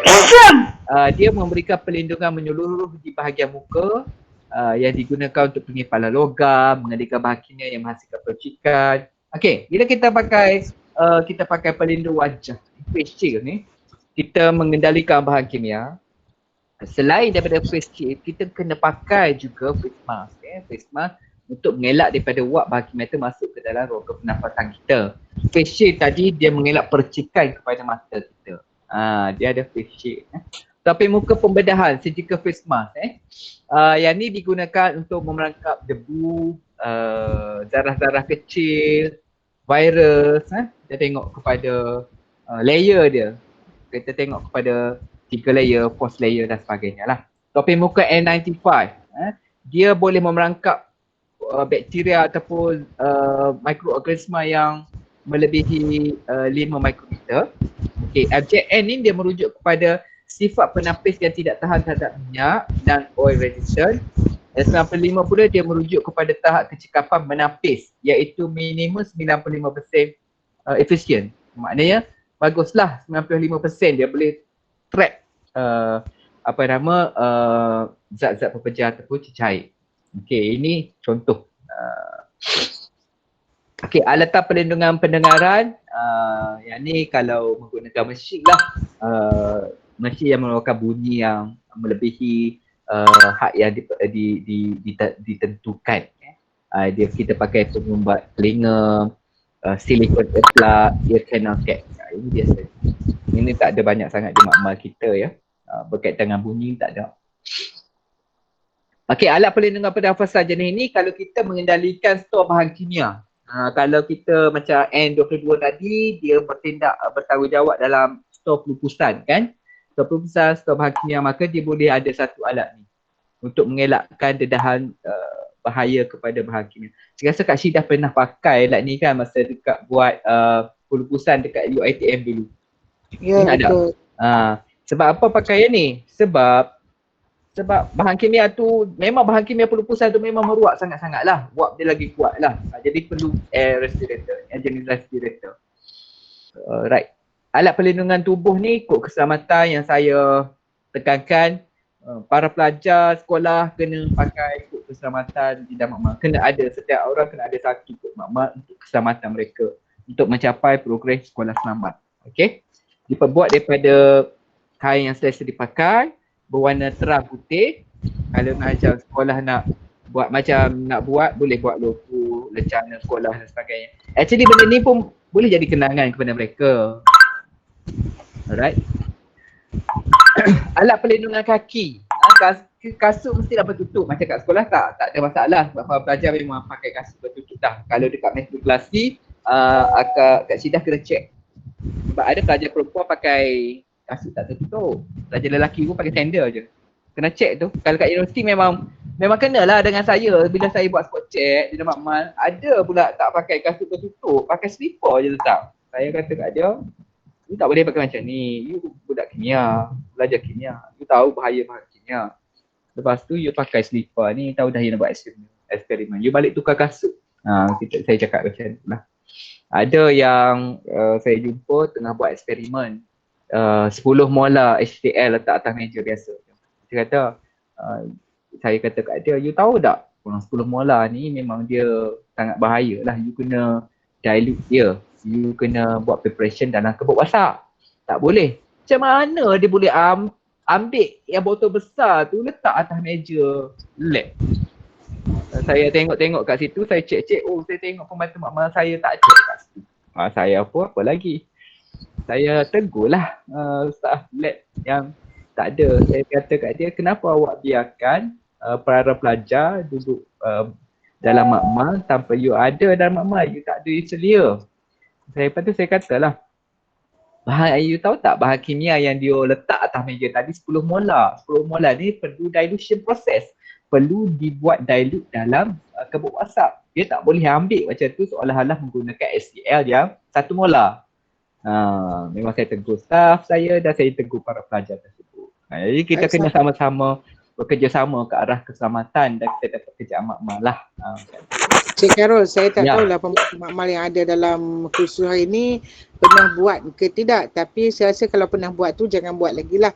Ada di antara pembantu makmal yang buat larutan, dia mencairkan larutan tu, dia buat solution tu, dia akan halalkan kipas angin seolah macam tolak buat chemical tu pergi ke depan. Contohnya macam dia buat di depan ni, dia letak kipas angin yang seolah-olah buat tu tak masuk dekat dia lah. Faham tak? Dia tak buat dalam kebuk asap, tapi dia buat kat meja biasa. Lepas tu dia halalkan kipas angin supaya contohnya macam wap tu akan pergi ke lain lah, pergi ke depan lagi. Tak tahulah dalam ni ada yang buat macam tu ke tak, harap tak ada lah. Itu teknik yang tidak selamat ya. Ya, betul. Okey, sepatutnya kena buat dalam kebuk asap.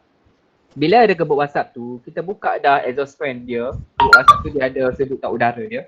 Kita dah buka, kita tutup kita tutup cermin kebuk asap sash kebuk asap tu kita tutup pada paras yang dibenarkan. Okey, dan kita pakai glove yang spesifik yang tebal lah. And then kita buatlah dilution process. Kita dilute, cairkan chemical tadi. Daripada 10 molar kita nak buat 1 molar untuk kegunaan pelajar. Saya rasa kalau memang beli 10 molar, sebab 10 molar ni dia boleh dilute banyak. Jadi jimatlah kat situ. Jadi proses tu kena buat dilution proses tu, sepatutnya dia kena dia kena buat dari kebuk asap lah. Sebab tu kebuk asap tu penting kat sekolah. Untuk membantu kaki tangan menyediakan bahan-bahan kimia, membuat dilution proses bahan-bahan kimia. Okey, ini kasut tertutup. Kasut tertutup. Ya. Kalau kata sekolah tiada kebuk asap, apa cadangan cik untuk kita buat dilution solution tu? Okey. Alright. Kita kembali bila tak ada kebuk asap, kita kembali kepada 5 hierarki kita tadi. 5 hierarki yang kita belajar dalam topik 2 tadi. Penghapusan kita tak akan ada. Kita tak ada kita kalau boleh kita tak payah guna yang molariti tinggi. Kita masuk kepada substitution. Katakan 10 molar yang kita dapat, kita substitute dengan yang dah dilution, yang dah dilute untuk kegunaan kita. Lepas tu, kalau tak boleh juga, kita menggunakan kawalan kejuruteraan, kawalan administration dan juga PPE yang last. Last kali kita kena menggunakan PPE yang bersesuaian untuk mengendalikan bahan kimia tersebut. Kalau boleh tadi kita, kalau ada masalah yang tadi, kita patah balik kepada 5 hierarki kita tadi. Kalau bahan kimia tu ada choice, kita ambil choice yang reduce dia punya, yang boleh minimize dia punya risk. Kita buat substitution. Instead of kita guna 10 molar, kalau amali kita 1 molar, kita beli 1 molar je lah. Jangan beli yang 10 molar. Kena make sure betul-betul benda ni. Spesifikasi dia. Kita tengok. Kita buat substitution lah. Itu cadangan dan pandangan saya berkaitan dengan bahan kimia tersebut. Sekiranya kebuk asap di sekolah tak ada. Tetapi keperluan kebuk asap tu sangat penting lah. At least ada 1 pun tak apalah di sekolah tu. Bukan apa macam cik apa tadi nama? Cik Syahir. Cik tanya soalan tadi. Macam cik Azlan. Cik Azlan tanya soalan tadi. Maknanya dia perlu ada kebuk asap lah, at least boleh membantu. Kalau tidak kita guna yang 5 hierarki tadi. Tapi bagi saya adalah at least 1 kebuk asap sebab boleh membantu kaki tangan makmal buat dilution proses. Ada 1 pun dah cukup dah. Boleh lah. Sebab nak membantu buat dilution proses untuk kegunaan di makmal-makmal lain. Kiranya kebuk asap tu susahlah untuk membeli bajet. Kalau saya rasa kalau lab baru, sekolah baru ada saya rasa lah. Tapi saya tak pernah lah pergi ke lab sekolah lagi. Saya tak masuk lagi lah dekat ni. Alright, mungkin suatu hari nanti bolehlah saya pergi buat lawatan ke, tengok-tengok mak-mak ke macam mana ke kan. Buat research ke. Sebab saya pun akan buat next research nanti. Alhamdulillah kajian saya, PhD saya dah habis. Saya pun tengah tunggu surat sinek dan Alhamdulillah mungkin suatu hari nanti saya nak buat kajian di sekolah pula berkaitan dengan pengurusan keselamatan makmal. Mungkin saya boleh buat lawatan di sekolah untuk buat satu model pengurusan keselamatan makmal yang berkesan untuk Kementerian Pendidikan pula. Terima kasih doktor. Sebab kajian PhD saya buat model pengurusan keselamatan di universiti. Saya nak bertukar pula kepada sekolah lah, nak buat satu kajian. Mungkin kajian Cik ni Karol saya... kena kaji juga sekolah yang tak ada kebut WhatsApp ni. Kena buat juga kajian kat kami. Ya, insyaAllah. Bila saya buat kajian tu, saya boleh come up dengan satu garis panduan, satu guideline untuk pihak pengurusan, melihat balik risiko-risiko dan juga bahaya yang terdapat yang boleh memudaratkan kesihatan para pelajar, guru dan juga pekerja di sekolah, insyaAllah. Cik Azlan nanti PM tepi Okey, bahaya elektrik. Okey, kita masuk kepada bahaya elektrik dan keselamatan elektrik. Okey, bila bercakap tentang elektrik ni, of course lah. Pernah tak tuan-tuan dan puan-puan buat sambungan ni, plug ni? Satu extension, semua letak plug. Dengan chargernya lah, dengan peti aisnya lah, dengan periuk elektrik lah. Ya kan ya? Dengan komputernya. Jangan buat macam ni, itu tak bagus untuk keselamatan elektrik di sekolah. Dia boleh menyebabkan kebakaran. Okey, extension ni satu lagi, kita tak boleh gunakan extension dekat untuk sambung kepada peti ais. Peti ais di dalam makmal lah, yang kita simpan culture semua tu. Kita kena panggil, mohon technician tak ada lah. Mohon pihak pengurusan sekolah untuk buat pendawaian tambahan. Kita tak boleh guna extension. Bahaya. Kebanyakan peralatan makmal dan bengkel menggunakan elektrik untuk beroperasi. Bahaya yang terjadi termasuklah kejutan elektrik, letupan lintas pintas dan kebakaran. Risiko ini berlaku disebabkan cara penggunaan peralatan yang tidak betul. Langkah-langkah keselamatan wajarlah kita ambil untuk mengelak kebakaran berpunca daripada peralatan yang menggunakan elektrik di dalam makmal dan juga di sekolah dan juga bilik persediaan kita. Ya, kita dah belajar hari ni bahaya-bahaya kimia, bahaya peralatan elektrik, bahaya peralatan makmal, bahaya peralatan biologi, bahaya ejen biologi di dalam makmal.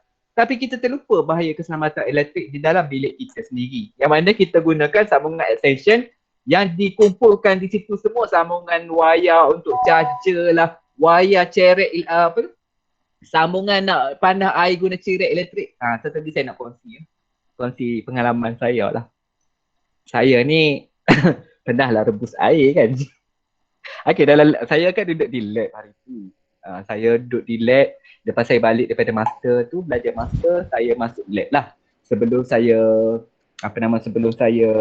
cuti belajar master 2016, saya kerja di pejabat. Lepas tu 2 tahun saya cuti belajar, saya makmal ada bos lah, dia panggil pengurus makmal masa tu.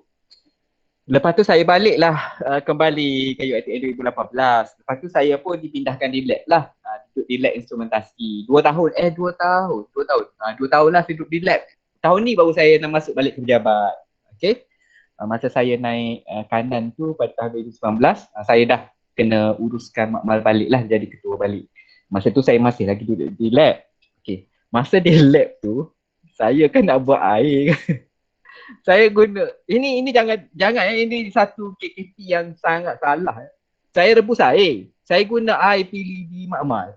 Sebab saya anggap makmal saya tu tak ada bahan kimia lah. Saya just gunalah air tu, saya rebus, saya buat air. Tiba-tiba 2 kali lah. Pertama kali saya buat, saya minum, saya pening. Kali kedua pula, saya minum, saya pening. Lepas tu saya pun terus buat conclusion memang tak bagus lah. Walaupun makmal tu tak ada chemical ke apa.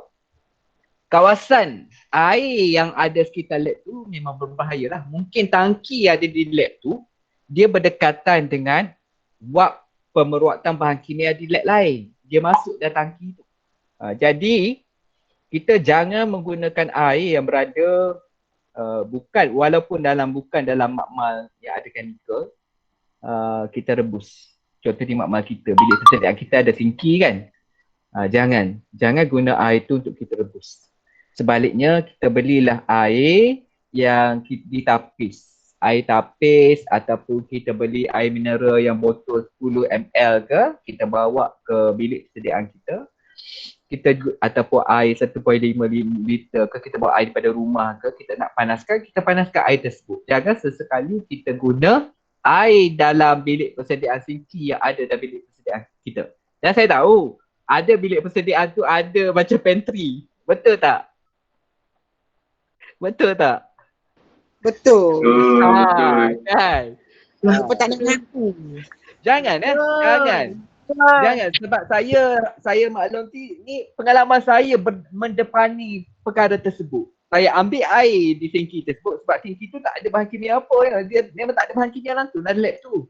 Dia tak ada sebab lab tu just lab untuk analisis sampel. Analisis sampel pun di preparation dia di lab lain. Tapi kawasan maknanya paip air di sekitar tu, kegunaan air di sekitar bangunan makmal tu sendiri tak selamat. Jangan sebab kita tak nampak kesan dia. Macam saya tu, saya dapat tahu sebab saya minum tu, saya balik rumah saya pening kepala. Hari pertama, saya kata ni mungkin bukan sebab air ni kot. Lepas tu hari kedua, saya buat lagi lah. Pening juga. Jadi 2 kali saya dapat benda tu, saya terus tak rebus lah air, tak buat lah. Sebab saya sebenarnya malas lah nak pergi ni kan, kita nak rebus lah sebab saya ada bawa teh kan, teh hijau. Saya nak minum teh hijau lah petang tu. Tak bubuh gula lah, kita nak minum kan. Lepas tu memang pening kepala lah. Jadi nasihat saya, janganlah kita rebus air daripada sinki kita tu. Sebolehnya kita bawa lah air daripada rumah kita. Air yang kita beli kat kedai, kita panaskanlah dalam cerik. Dan kena ingat cerik elektrik tu jangan guna extension macam ni ya. Bukan heater, bukan cerik elektrik. Apa? Dia panggil heater ke apa? Water heater? Bukan water heater yang tu. Cerik. Bukan cerik, dia panggil apa? Yang bekas plastik tu, cerik plastik tu lah. Macam tu. Kettle. Kettle. Bukan kettle. Kettle. Kettle juga jangan kita Jak guna. kereta. Jak kettle. Jak kettle. Terima kasih puan. Jak kettle. Jangan kita guna macam ni. Jangan jangan, tolonglah. Tolonglah, dia boleh menyebabkan berlaku kebakaran. Kalau kita memerlukan plug tambahan, mohonlah pemasangan plug tambahan tapi kita kena bagi justifikasi yang perlu, justifikasi yang penting. Macam juga plug komputer kita dekat pejabat, dekat makmal kan, kalau ada komputer kan, kita jangan guna extension yang banyak sangat. Kita sambunglah di plug utama. Okay. Sebab apa? Sebab kemalangan ni merupakan kemalangan elektrik ni, TMB lah kata. Kemalangan elektrik di sekolah ni disebabkan oleh peralatan yang tidak sempurna dari segi pemasangan dan penyelenggaraan. Alright. Tapi TMB ni pun dia buat juga seminar kesedaran keselamatan elektrik untuk pelajar. Dan kalau ada aktiviti-aktiviti ni, kita kena join jugalah untuk kita dapatkan information berkaitan keselamatan elektrik di sekolah. Sebab kita banyak dalam kita tu banyak kita guna peralatan elektrik. Alright. Okey, kes kemalangan elektrik di sekolah. Okey, melibatkan kelas, bengkel dan makmal. Okey. Kemalangan elektrik juga ada berlaku di lokasi yang lain seperti bilik kas. Bilik persediaan kita tu, bilik yang kita buat pantry tu ada yang kita bakar juga ya. Kes-kes yang saya cakap tadi lah. Extension tu kena hati-hati. Jangan guna over limit dia ya. Tandas, asrama, gelanggang permainan. Bahaya elektrik di makmal boleh disebabkan oleh pengendalian alatan tangan ataupun peralatan berkuasa elektrik berpunca daripada kecuaian kita ataupun pelajar. Kali ini mesti banyak pelajar je cuak lah sebab pelajar dia menggunakan alatan tersebut. Ya. Sebagai contohnya furnace, tube furnace. Kesan-kesan bahaya elektrik, kelecuran letupan, renjatan elektrik. Okey. Tindakan mangsa yang ni saya dah explain dalam topik 1 ni ada juga ya. Tindakan sekiranya berlaku elektrik, menjerit meminta pertolongan, matikan suit elektrik. Kita matikan suit elektrik tu, orang yang terkena renjatan tadi dia dah tak boleh buat apa dah. Okay, kita jangan sentuh orang tu ya. Kita jangan sentuh, jangan tarik orang tu. Nanti elektrik tu akan mengalir kepada badan kita pula. Jauhkan mangsa dari punca elektrik dengan menggunakan penebat, bahan penebat seperti kayu atau plastik. Okey. Periksa pernafasan. Selepas tu kita dah jauhkan mangsa tadi, kita periksalah pernafasan dan denyutan nadi mereka, mangsa tersebut. Dan kita laporkan kepada guru bertugas dan untuk tindakan ataupun pegawai insiden untuk tindakan selanjutnya. Okey. Macam mana kita nak mencegah kemalangan elektrik sekolah? Kita kena rancang terlebih dahulu kerja yang akan dilaksanakan. Kita kena rancang dulu. Kalau kita dah ada, katakanlah kita memerlukan peti ais kan. Peti ais lah untuk simpan bahan biologi sebagai contoh. Bahan biologi ya. Tiba-tiba pelak tu tak ada dekat tempat yang sesuai. Kita pun tarik lah extension terpaksa. Tak boleh ya. Walaupun extension yang digunakan tu kata heavy duty, katakan. Tapi tak boleh lah. Kita kena mohon pendawaian elektrik tambahan. Itu kita kena merancang terlebih dahulu kerja yang dilaksanakan. Mempelajari cara nak kendalikan peralatan atau mesin daripada vendor ataupun supplier yang membekalkan peralatan tersebut. Contoh, kebut asap. Bila kebut asap tu sampai kat sekolah, okey, kebut asap ni, sekejap minum air sekejap. Okey, kebut asap ni dia ada yang dicipta, dibuat secara fix dan portable. Katakan kita sekolah belilah portable tu.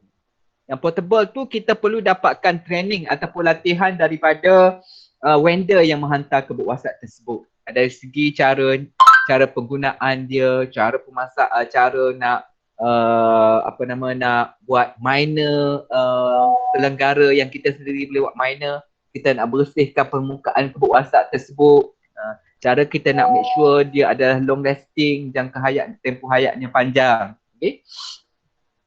Seterusnya, mematuhi peraturan keselamatan ketika berada di dalam makmal.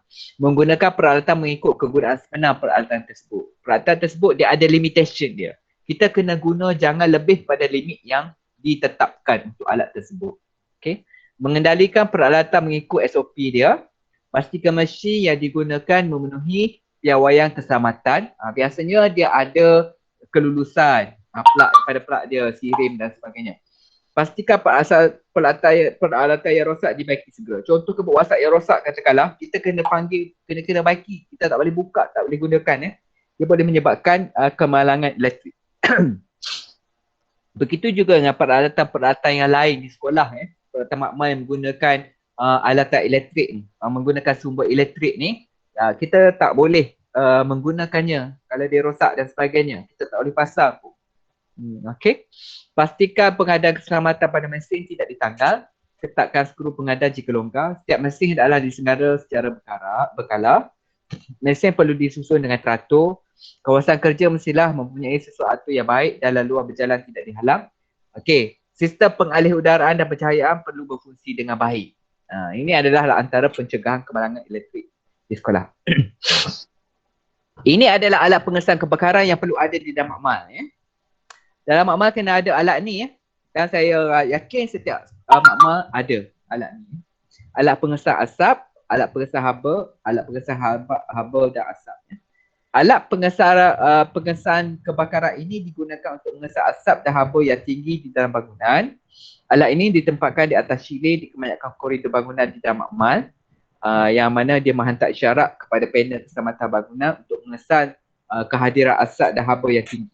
Di asrama pelajar pun kena ada alat pengesan kebakaran ya. Di asrama, di dalam kelas, di dewan makan dan sebagainya. Di dewan sekolah, dewan besar, kena ada. Alat pengesan kebakaran, jenis alat pengesan asap. Dia ada untuk mengesan asap saja. Mengesan haba untuk sekiranya ada haba dan juga unsur-unsur yang mencetuskan kebakaran. Alright, kita dah sampai ke pengakhiran kita berkaitan dengan peralatan topik 3. Kesimpulannya, semua pihak wajar mengambil berat tentang keselamatan peralatan makmal dan bengkel di sekolah. Semua pihak harus mengikuti langkah-langkah keselamatan semasa mengendalikan peralatan dan bahan berbahaya di dalam makmal dan bengkel.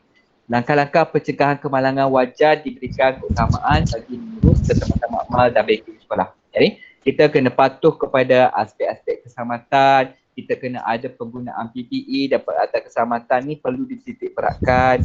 Pencegahan kemalangan elektrik perlu diberikan penekanan untuk mewujudkan persekitaran makmal dan bengkel yang selamat dan sihat di sekolah. Alright, ada apa-apa pertanyaan? Cik Carol, ada seorang ada seorang peserta ni malu nak tanya. Tak apa, boleh teks. Saya baca. So, ini Kak dia hantar soalan ke sini.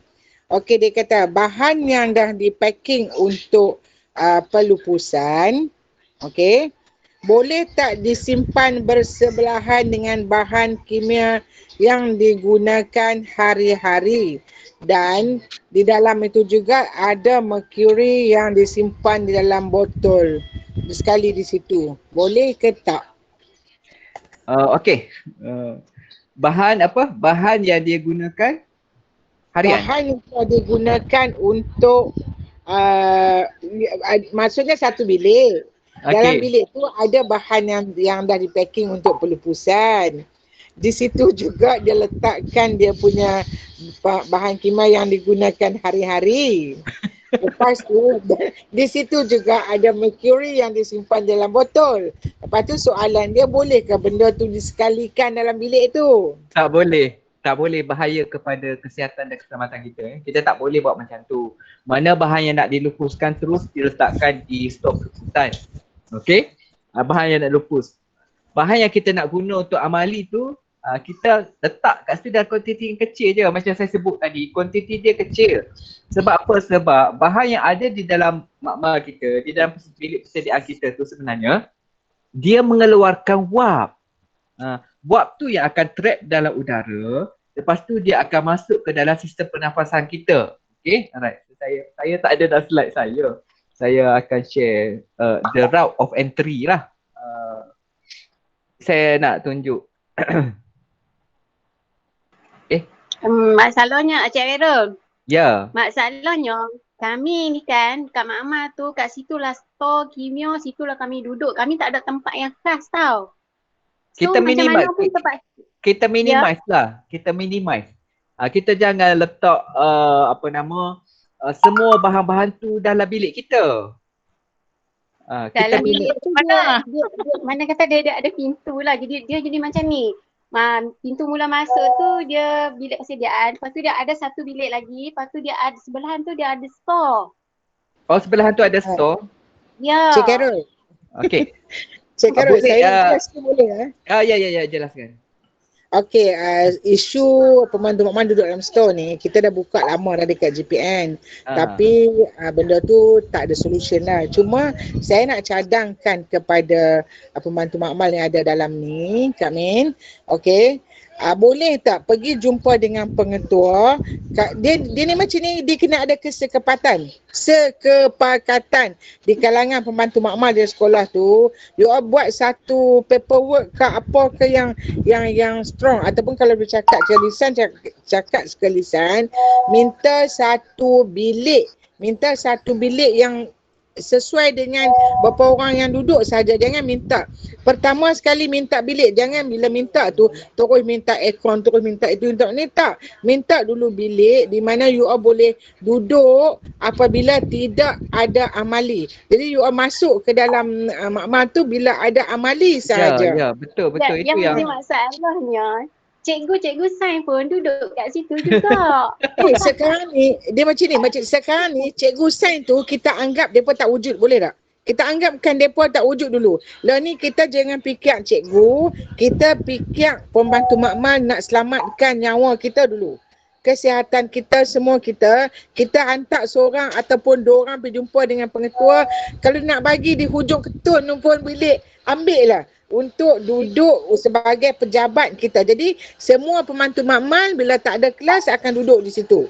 Ya, di situ betul. baru boleh nak buat pantry ke, nak buat apa ke, no problem, tak ada masalah. Jadi bila ada eksperimen, balik ke makmal kita bertugas masing-masing. Jadi kita usaha sama ada kalau dia nak bagi ataupun kalau dah tak ada bilik sangat kan mungkin fizik atau yang jauh daripada chemical. Kita buat satu bilik untuk pembantu makmal buat istirahat. Bila ada bilik macam tu, kita pun boleh tahu juga kawan kita ni pergi mana. Kan? Jadi dalam bilik tu kita letak jadual masing-masing waktu mana dia ada kelas. Kalau waktu dia tak ada kelas, dia tak ada, masuk kata dia ada kelas di lain lah. Faham? Ya, betul-betul.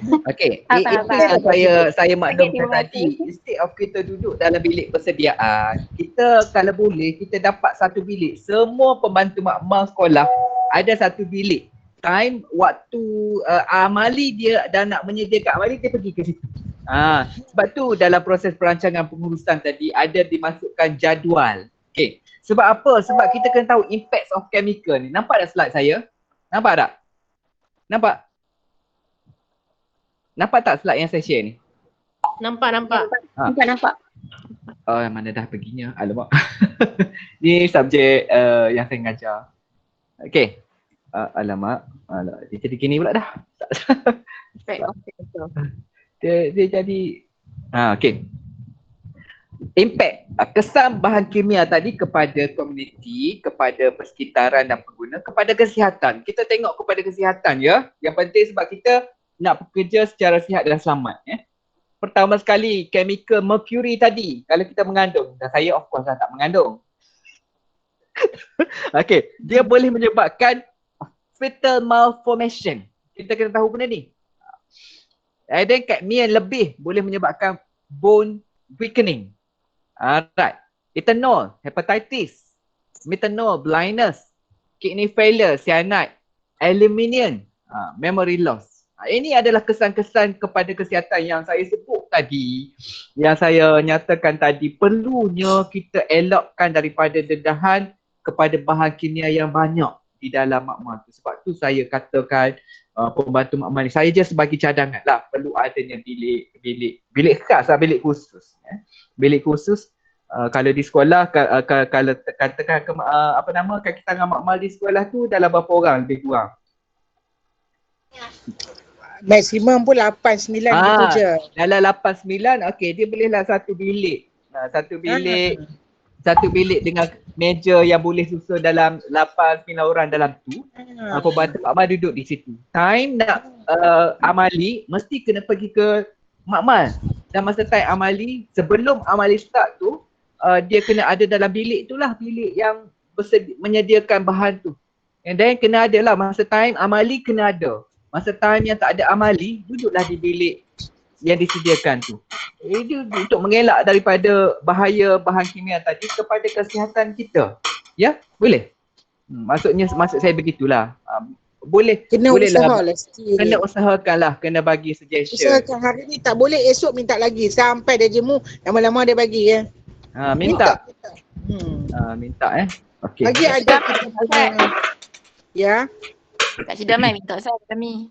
Siapa pengetua lah. Dia kena ada inisiatif lah daripada kita. Sebab tu dalam bab topik pertama saya tadi, saya sebut tentang SPPKP. Dia ada jawatan kuasa keselamatan. Dalam tu dia ada wakil majikan, wakil pekerja. Dalam tu lah kita boleh sampaikan kepentingan kita nak jaga KKP untuk kesihatan kita. Alright, ini route of Cik Karol, satu lagi, semasa nak mohon dekat pengetua ataupun pentadbiran tu, kita janganlah pergi dengan kita yang kosong. Kita kena pergi dengan fakta, dan segala keperluan yang sepatutnya kita ada. Ya, okey. Dia satu fakta yang kita boleh bawa, senaraikan bahan-bahan kimia yang exposure yang terdedah kepada kita. Ya, buat paperwork. Bahaya dia, kesan dia, macam pembantu makmal yang muda, yang perempuan, macam saya sebut tadi, kesan dia, mercury boleh menyebabkan baby kita, ethanol berlebihan menyebabkan apa dan sebagainya. Tengok balik, kita senaraikan bahan kimia yang digunakan, bahaya bahan kimia kepada kesihatan, kita nyatakan juga bilik tu tak ada tak ada masalah dari segi ventilation, air ventilationnya. Kita just mohonlah sebagai inisiatif kita untuk bekerja dengan sihat dan selamat, insyaAllah. Macam tu lah. Alright, saya baca soalan yang dikemukakan dalam ni. Okay. Kami dulu macam tu tapi sejak tamat SOP kami hakkan tak boleh duduk ramai. Ya, betul. Okay. Problemnya ada PM sekolah, ada bilik kas. Sekolah kami tak ada, tapi itulah okey, kena mohon, kena jadikan inisiatif, kena mohon. Kita kena, macam saya sebut tadi, kena justify. Ada strong justifikasi pengurusan sekolah memang bagi sebab mereka pun, pengurusan sekolah pun ialah ke arah program sekolah selamat. Diorang memang dah tahu perkara-perkara ni. Okey. Masalah cikgu guna amali atau teori nak lab assistant ada juga. Ya, masa waktu amali tu kita adalah dalam makmal tersebut membantu cikgu untuk menyediakan amali. Masa tak ada amali itulah kita duduk di tempat. Sebab kita kena minimize tempoh pendedahan kepada bahan kimia berbahaya kepada kesihatan. Okey, jika tak duduk di lab akan ada laporan ke pihak atasan. Cakap lab assistant hilang. Okey, lab assistant hilang kalau misal kata dah di-allocate bilik pembantu makmal, kita takkan hilang sebab kat sekolah ni nak keluar pun payah saya rasa lah. Kan? And then bila ada itu saya sebut tadi, kita letak jadual tampal jadual. Contoh Cik Ali, makmal kimia, makmal sains. Waktu ada amali dia ke makmal lah. Dan waktu berjalan amali tu kita kena ada lah. Waktu contoh katakan 8 hingga 10. 2 jam kan kelas amali kan? Berapa jam biasanya? Di sekolah tak lama. 1 jam. Okey, 8 hingga 9. Lepas tu 10 hingga 11 tak ada. Tak ada tu kita bolehlah duduk kat bilik bilik kita, bilik pembantu makmal tu. Tak ada tu kita buatlah kerja-kerja update inventory, kerja-kerja tengok balik analisis bahan kimia yang nak digunakan. Kita buat kerja-kerja lebih kepada kerja-kerja dokumen lah. Dan satu lagi, waktu cuti sekolah kita boleh berada pada bilik tersebut, boleh buat meeting sesama pembantu makmal, berbincang cara pengurusan makmal yang baik, membuat satu aktiviti. Contoh nak buat tagging. Bila kita bersama-sama kita berbincang tagging makmal. Okey, selaraskan tagging, selaraskan labeling menggunakan label dalam yang saya share dan JKKP tadi. Itu satu contoh lah bila kita berada dalam satu tempat. Dan saya kena patuh kepada SOP terkini lah sekarang macam tu. Tapi kalau kita berada dalam satu bilik, banyak aktiviti boleh buat. Terutama pada waktu cuti sekolah, kita boleh buat banyak aktiviti. Macam di sekolah ada C22 sebagai leader kat situ. Dia boleh rangka, okey, buat tagging. Selaraskan tagging macam Puan Rashid dah sebut tadi. Ada merah, ada ni dan ni. Bila duduk bersama juga kita dapat tahulah. Makmal ni, okey siapa ambil etanol, ada kat lab mana lebih, okey nanti saya pulangkan balik, saya nak guna sikit, saya ada ambil. Nampak tak? Adanya kerjasama, adanya komunikasi yang berkesan. Betul tak? Okey, cikgu cari juga walaupun tak ada amali. Okey, tak apa kalau cikgu cari, memang ada di bilik tu. Tapi kita kena ada di bilik tu lah, jangan pula kita tak ada. Kecuali pukul 1 lah, pukul 1, pukul 2 tu kita tak ada lah sebab kita waktu rehat. Dan sekarang kita ada handset, tak ada masalah. Cikgu boleh call.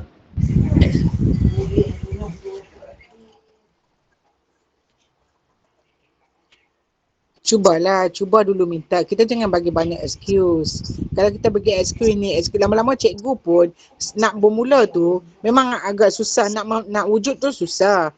Jadi kalau boleh pembantu makmal yang ada dalam ni, ada satu, kita bukan nak melawan tapi kita nak mohon hak kita untuk keselamatan dan kesihatan kita.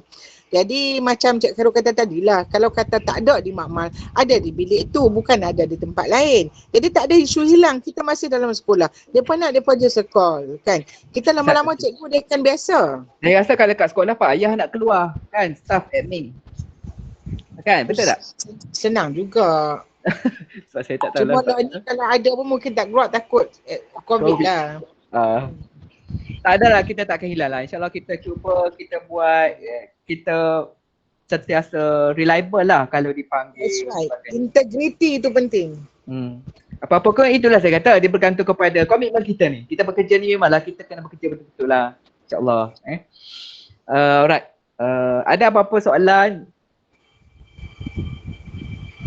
Tak ada kan? Saya baca-baca dalam ni. Okay, tak ada.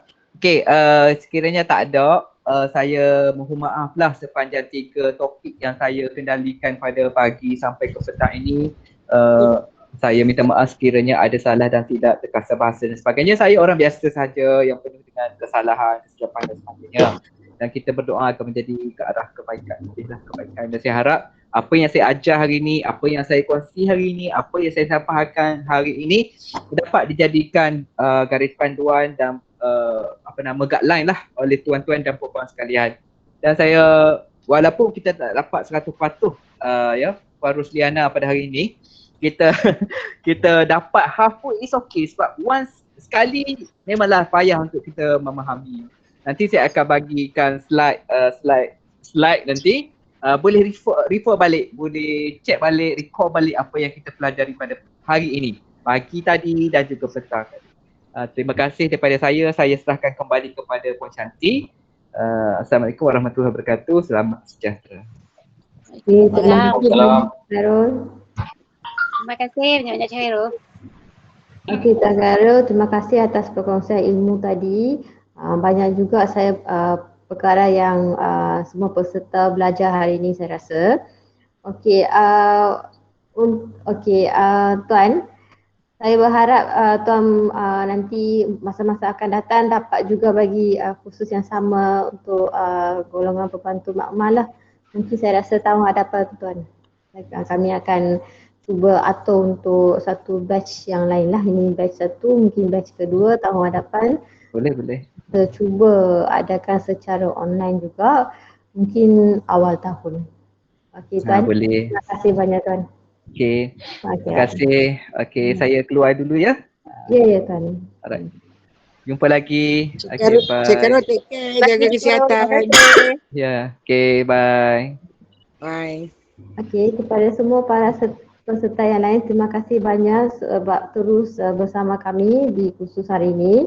So, peringatan terakhir daripada pihak urus setia, sila pastikan tuan-tuan dan puan-puan isi 2 instrumen yang telah dikongsi oleh urus setia, iaitu PK061 dan PK062, analisis instrumen penilaian program dan analisis instrumen penilaian penceramah dan fasilitator. Yang ini sangat penting ya tuan-tuan dan puan-puan. Kalau yang ini tak ada rating yang bagus, kami tak dapat jemput penceramah yang sama untuk kursus yang akan datang. So kerjasama tuan-tuan dan puan-puan diperlukan untuk menjawab instrumen ini, dan juga merupakan satu instrumen yang diperiksa dah semasa audit. Alright. Okey, anda boleh masuk link ataupun anda boleh jawab dua-dua PK ni di modul individu anda. Anda kena buka modul individu dan di sebelah kanan tu sila cari untuk kursus dalaman. Okey. Dalam KPM kami dah daftar tuan-tuan dan puan-puan. So tuan-tuan dan puan-puan boleh berbuat demikian mulai 16 Ogos. Bukan esok ataupun hari ni ya. Mulai 16 Ogos. So yang ni untuk kami perlukan masa lah tuan-tuan dan puan-puan. Minggu ni terus kami ada khusus sepenuhnya. So next week pun kami ada khusus. Kami perlukan masa untuk key in semua peserta dalam sistem SPKPM. Okey, sekiranya ada scan yang kita scan masuk terus dalam SPKPM, no problem, dia terus masuk kedatangan anda. Tapi sekarang kami guna Google Form yang QR code tu belum buka lagi. So kami memang perlukan banyak masa untuk periksa setiap kehadiran untuk 2 kali ni, lepas tu masukkan dalam sistem. So jangan lupa ya tuan-tuan dan puan-puan, mulai 16 Ogos tolong berbuat demikian ya. Okey, tuan-tuan dan puan-puan ada apa-apa nak tanya tak? Okey, untuk nota pula kami akan masukkan dalam website JPN Kedah. So mungkin anda boleh dapatkan nota tu di sana dalam minggu depan lah, okey, esok dah kami. So esok kami akan hantar pada bahagian ICT. So mungkin minggu depan tu pihak ICT dah muat naik nota di website JPN Kedah. Okey, kalau tak ada apa-apa, saya rasa kita boleh tamatkan session kita hari ini. Shanti. Banyak kepada tuan-tuan dan puan-puan. Shanti. Kita bertemu kembali ya untuk kursus Amali Sains. Anda peserta yang sama, saya tak akan jemput peserta lain, anda juga. So sila bersiap sedia untuk kursus bulan depan. Okey. Bye-bye. Okay, bye. Terima kasih. Sama. Terima kasih, Siapa-siapa yang Puan belum Yanti. isi link kehadiran tu isi ya. Sebab link kehadiran baru 60 orang isi. Oh, okey. Di sini ada, tadi ada 90 orang kan? Okey, sini ada Ya, ada lagi 30 yang tak isi sebab nanti kita akan guna